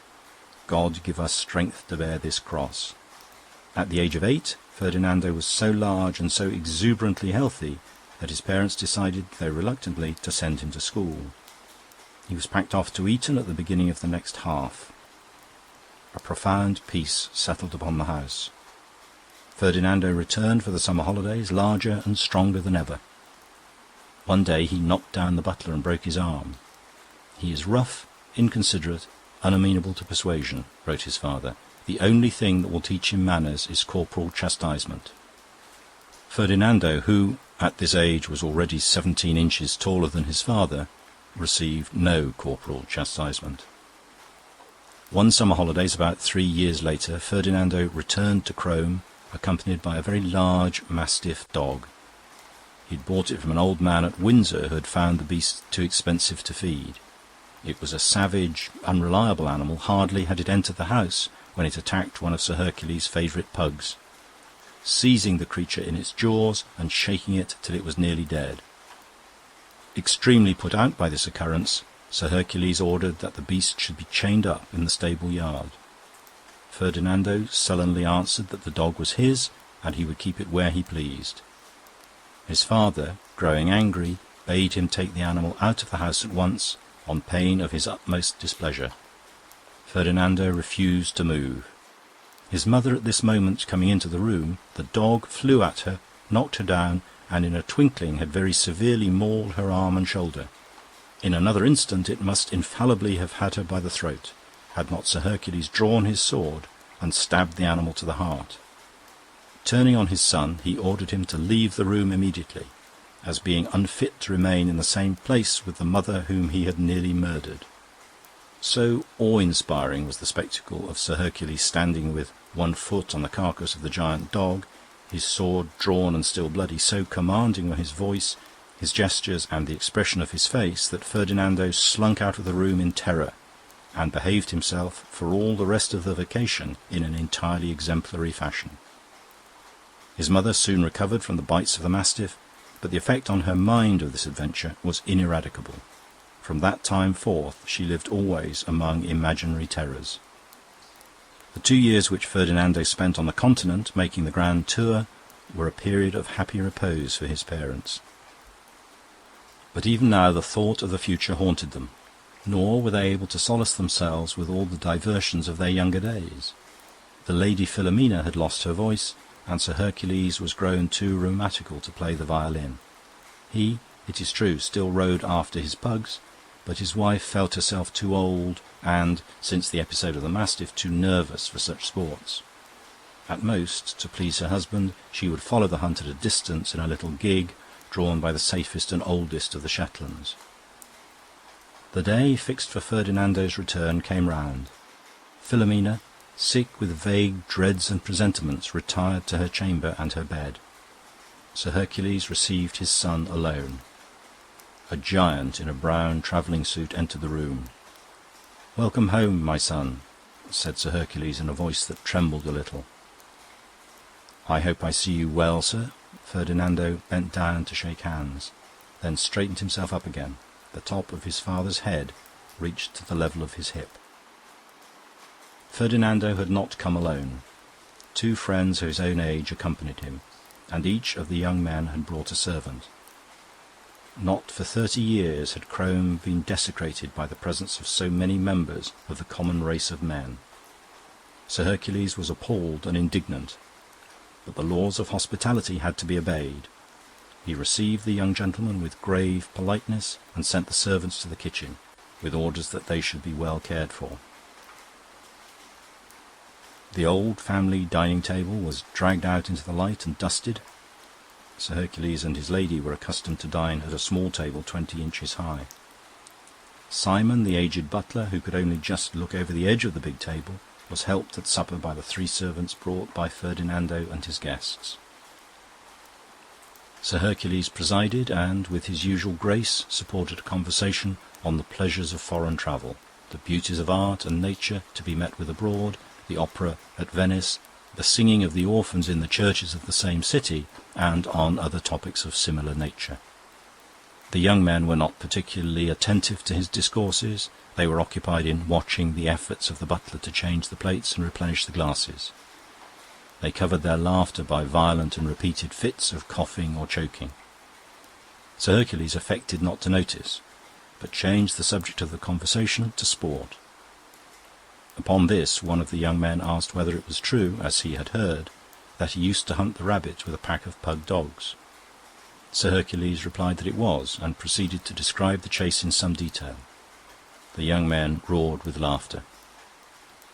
When supper was over, Sir Hercules climbed down from his chair and, giving as his excuse that he must see how his lady did, bade them good night. The sound of laughter followed him up the stairs. Philomena was not asleep. She had been lying on her bed, listening to the sound of enormous laughter and the tread of strangely heavy feet on the stairs and along the corridors. Sir Hercules drew a chair to her bedside and sat there for a long time in silence, holding his wife's hand and sometimes gently squeezing it. At about 10 o'clock they were startled by a violent noise. There was a breaking of glass, a stamping of feet, with an outburst of shouts and laughter. The uproar continuing for several minutes, Sir Hercules rose to his feet and, in spite of his wife's entreaties, prepared to go and see what was happening. There was no light on the staircase, and Sir Hercules groped his way down cautiously, lowering himself from stair to stair and standing for a moment on each tread before adventuring on a new step. The noise was louder here. The shouting articulated itself into recognizable words and phrases. A line of light was visible under the dining-room door. Sir Hercules tiptoed across the hall towards it. Just as he approached the door, there was another terrific crash of breaking glass and jangled metal. What could they be doing? Standing on tiptoe, he managed to look through the keyhole. In the middle of the ravaged table, old Simon, the butler, so primed with drink that he could scarcely keep his balance, was dancing a jig. His feet crunched and tinkled among the broken glass, and his shoes were wet with spilt wine. The three young men sat round, thumping the table with their hands or with the empty wine bottles, shouting and laughing encouragement. The three servants, leaning against the wall, laughed too. Ferdinando suddenly threw a handful of walnuts at the dancer's head, which so dazed and surprised the little man that he staggered and fell down on his back, upsetting a decanter and several glasses. They raised him up, gave him some brandy to drink, thumped him on the back. The old man smiled and hiccuped. "Tomorrow," said Ferdinando, "we'll have a concerted ballet of the whole household." "With Father Hercules wearing his club and lion skin," added one of his companions, and all three roared with laughter. Sir Hercules would look and listen no further. He crossed the hall once more and began to climb the stairs, lifting his knees painfully high at each degree. This was the end. There was no place for him now in the world, no place for him and Ferdinando together. His wife was still awake. To her questioning glance he answered, "They are making a mock of old Simon. Tomorrow it will be our turn." They were silent for a time. At last Philomena said, "I do not want to see tomorrow." "It is better not," said Sir Hercules. Going into his closet, he wrote in his day-book a full and particular account of all the events of the evening. While he was still engaged in this task, he rang for a servant and ordered hot water and a bath to be made ready for him at 11 o'clock. When he had finished writing, he went into his wife's room and, preparing a dose of opium 20 times as strong as that which she was accustomed to take when she could not sleep, he brought it into her, saying, "Here is your sleeping draught." Philomena took the glass and lay for a little time, but did not drink immediately. The tears came into her eyes. "Do you remember the songs we used to sing, sitting out there sulla terrazza in the summer-time?" She began singing softly in her ghost of a cracked voice a few bars from Stradella's Amor, amor, non dormir più. "And you playing the violin. It seems such a short time ago, and yet so long, long, long. Addio, amore, arrivederci." She drank off the draught and, lying back on the pillow, closed her eyes. Sir Hercules kissed her hand and tiptoed away, as though he were afraid of waking her. He returned to his closet, and, having recorded his wife's last words to him, he poured into his bath the water that had been brought up in accordance with his orders. The water being too hot for him to get into the bath at once, he took down from the shelf his copy of Suetonius. He wished to read how Seneca had died. He opened the book at random. But dwarfs, he read, he held in abhorrence as being lusus naturae and of ill omen. He winced as though he had been struck. This same Augustus, he remembered, had exhibited in the amphitheatre a young man called Lucius, of good family, who was not quite 2 feet in height and weighed 17 pounds, but had a stentorian voice. He turned over the pages. Tiberius, Caligula, Claudius, Nero. It was a tale of growing horror. Seneca, his preceptor, he forced to kill himself. And there was Praetorius, who had called his friends about him at the last, bidding them to talk to him, not of the consolations of philosophy, but of love and gallantry, while the life was ebbing away through his open veins. Dipping his pen once more in the ink, he wrote on the last page of his diary, "He died a Roman death."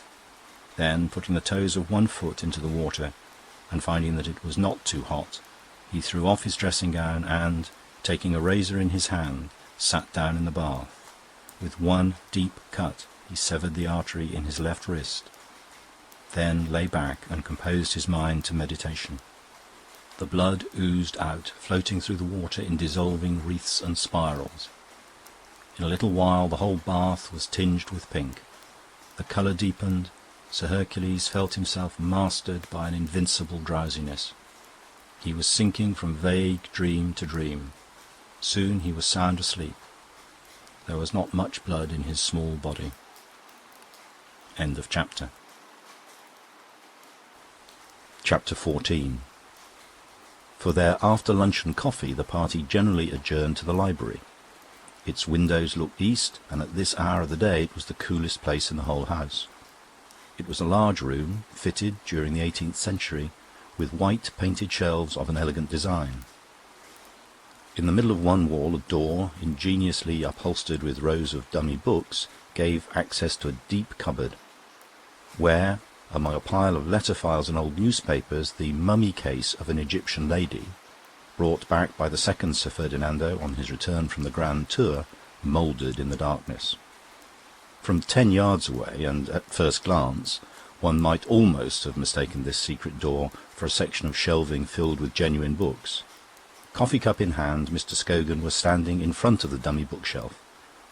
Between the sips he discoursed. The bottom shelf, he was saying, is taken up by an encyclopaedia in 14 volumes. Useful but a little dull, as is also Kaprimulji's Dictionary of the Finnish Language. The biographical dictionary looks more promising. Biography of men who were born great. Biography of men who achieved greatness. Biography of men who had greatness thrust upon them. And biography of men who were never great at all.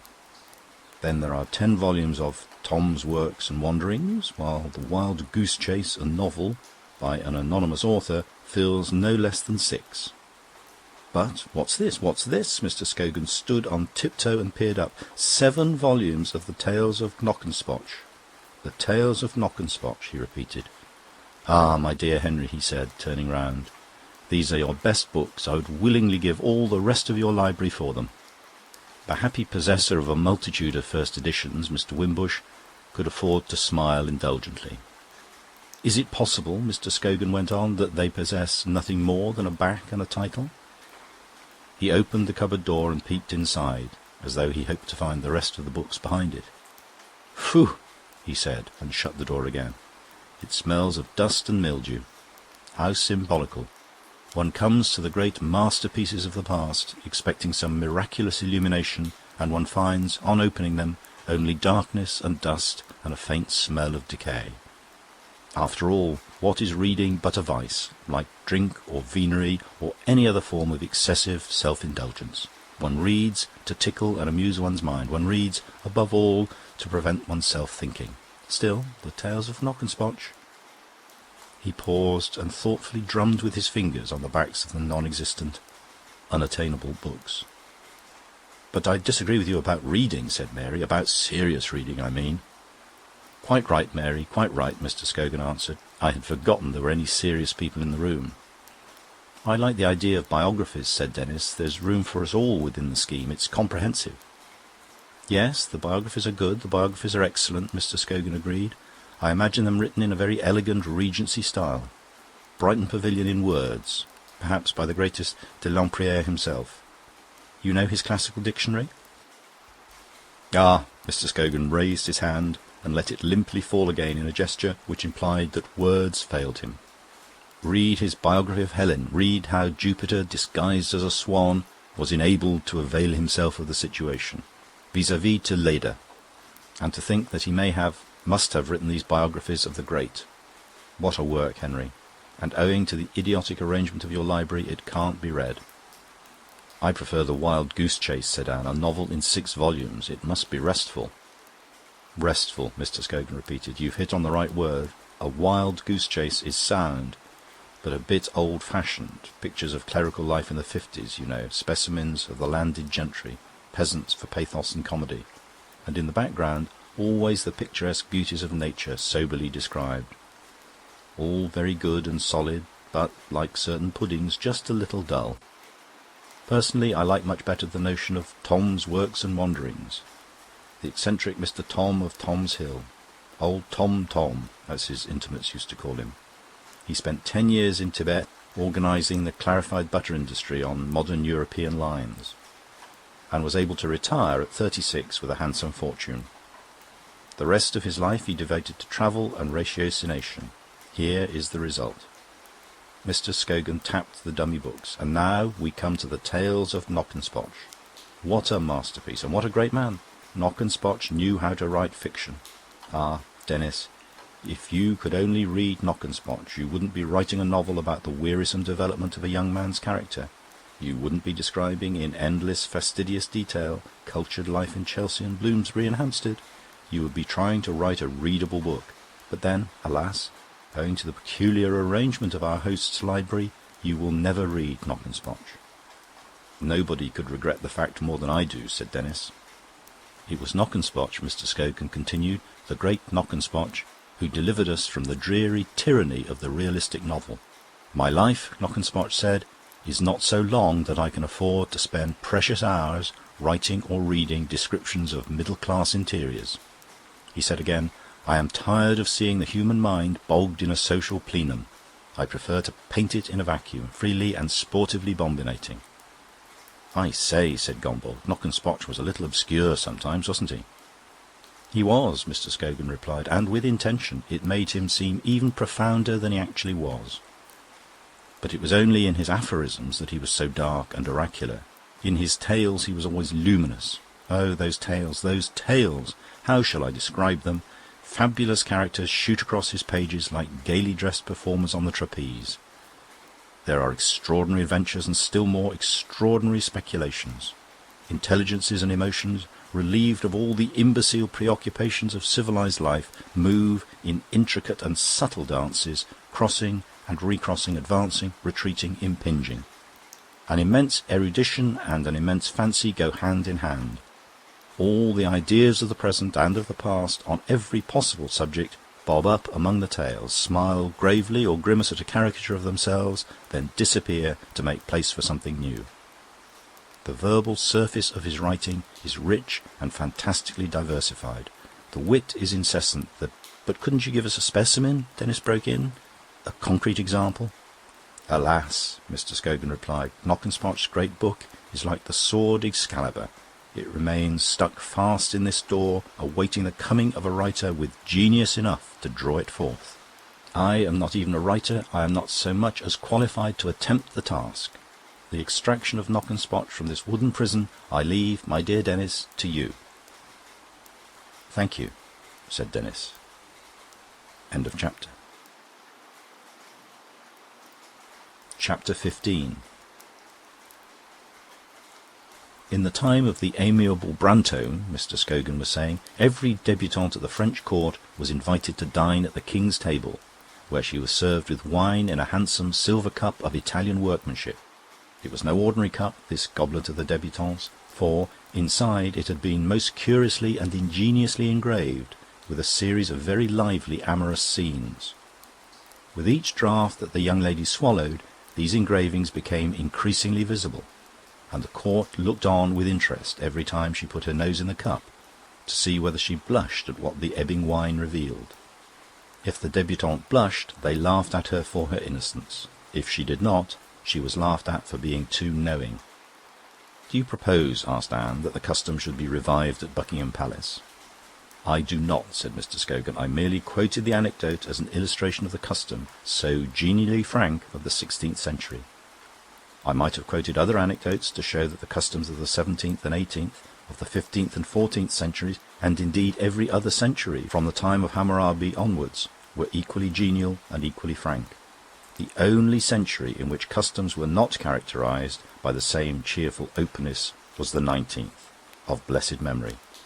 It was the astonishing exception, and yet, with what one must suppose was a deliberate disregard of history, it looked upon its horribly pregnant silences as normal and natural and right. The frankness of the previous 15 or 20,000 years was considered abnormal and perverse. It was a curious phenomenon. "I entirely agree," Mary panted with excitement in her effort to bring out what she had to say. "Havelock Ellis says..." Mr. Scogan, like a policeman arresting the flow of traffic, held up his hand. "He does, I know. And that brings me to my next point, the nature of the reaction. Havelock Ellis, the reaction, when it came, and we may say roughly that it set in a little before the beginning of this century, the reaction was to openness, but not to the same openness as had reigned in the earlier ages. It was to a scientific openness, not to the jovial frankness of the past, that we returned. The whole question of amour became a terribly serious one. Earnest young men wrote in the public prints that from this time forth it would be impossible ever again to make a joke of any sexual matter. Professors wrote thick books in which sex was sterilized and dissected. It has become customary for serious young women like Mary to discuss with philosophic calm matters of which the merest hint would have sufficed to throw the youth of the 60s into a delirium of amorous excitement. It is all very estimable, no doubt. But still, Mr. Scogan sighed, I, for one, should like to see, mingled with this scientific ardour, a little more of the jovial spirit of Rabelais and Chaucer. "I entirely disagree with you," said Mary. "Sex isn't a laughing matter, it's serious." "Perhaps," answered Mr. Scogan, "perhaps I'm an obscene old man, for I must confess that I cannot always regard it as wholly serious." "But I tell you," began Mary furiously. Her face had flushed with excitement. Her cheeks were the cheeks of a great ripe peach. "Indeed," Mr. Scogan continued, "it seems to me one of few permanently and everlastingly amusing subjects that exist. Amour is the one human activity of any importance in which laughter and pleasure preponderate, if ever so slightly, over misery and pain." "I entirely disagree," said Mary. There was a silence. Anne looked at her watch. "Nearly 7:45, she said. "I wonder when Ivor will turn up." She got up from her deck chair and, leaning her elbows on the balustrade of the terrace, looked out over the valley and towards the farther hills. Under the level evening sun the architecture of the land revealed itself. The deep shadows, the bright contrasting lights, gave the hills a new solidity. Irregularities of the surface, unsuspected before, were picked out with light and shade. The grass, the corn, the foliage of trees were stippled with intricate shadows. The surface of things had taken on a marvellous enrichment. "Look," said Anne suddenly, and pointed. On the opposite side of the valley, at the crest of the ridge, a cloud of dust, flushed by the sunlight to rosy gold, was moving rapidly along the skyline. "It's Ivor, one can tell by the speed." The dust cloud descended into the valley and was lost. A horn with the voice of a sea lion made itself heard, approaching. A minute later, Ivor came leaping round the corner of the house. His hair waved in the wind of his own speed. He laughed as he saw them. "Anne, darling," he cried, and embraced her, embraced Mary, very nearly embraced Mr. Scogan. "Well, here I am. I've come with incredulous speed." Ivor's vocabulary was rich, but a little erratic. "I'm not late for dinner, am I?" He hoisted himself up onto the balustrade and sat there, kicking his heels. With one arm he embraced a large stone flower-pot, leaning his head sideways against its hard and lichenous flanks in an attitude of trustful affection. He had brown, wavy hair, and his eyes were of a very brilliant, pale, improbable blue. His head was narrow, his face thin and rather long, his nose aquiline. In old age, though it was difficult to imagine Ivor old, he might grow to have an iron ducal grimness. But now, at 26, it was not the structure of his face that impressed one, it was its expression. That was charming and vivacious, and his smile was an irradiation. He was forever moving, restlessly and rapidly, but with an engaging gracefulness. His frail and slender body seemed to be fed by a spring of inexhaustible energy. "No, you're not late." "You're in time to answer a question," said Mr. Scogan. "We were arguing whether amour were a serious matter or no. What do you think? Is it serious?" "Serious?" echoed Ivor. "Most certainly." "I told you so," cried Mary triumphantly. "But in what sense serious?" Mr. Scogan asked. "I mean as an occupation. One can go on with it without ever getting bored." "I see," said Mr. Scogan. "Perfectly." "One can occupy oneself with it," Ivor continued, "always and everywhere. Women are always wonderfully the same. Shapes vary a little, that's all. In Spain, with his free hand, he described a series of ample curves. One can't pass them on the stairs. In England, he put the tip of his forefinger against the tip of his thumb and, lowering his hand, drew out this circle into an imaginary cylinder. In England, they're tubular, but their sentiments are always the same. At least, I've always found it so." "I'm delighted to hear it," said Mr. Scogan. End of chapter.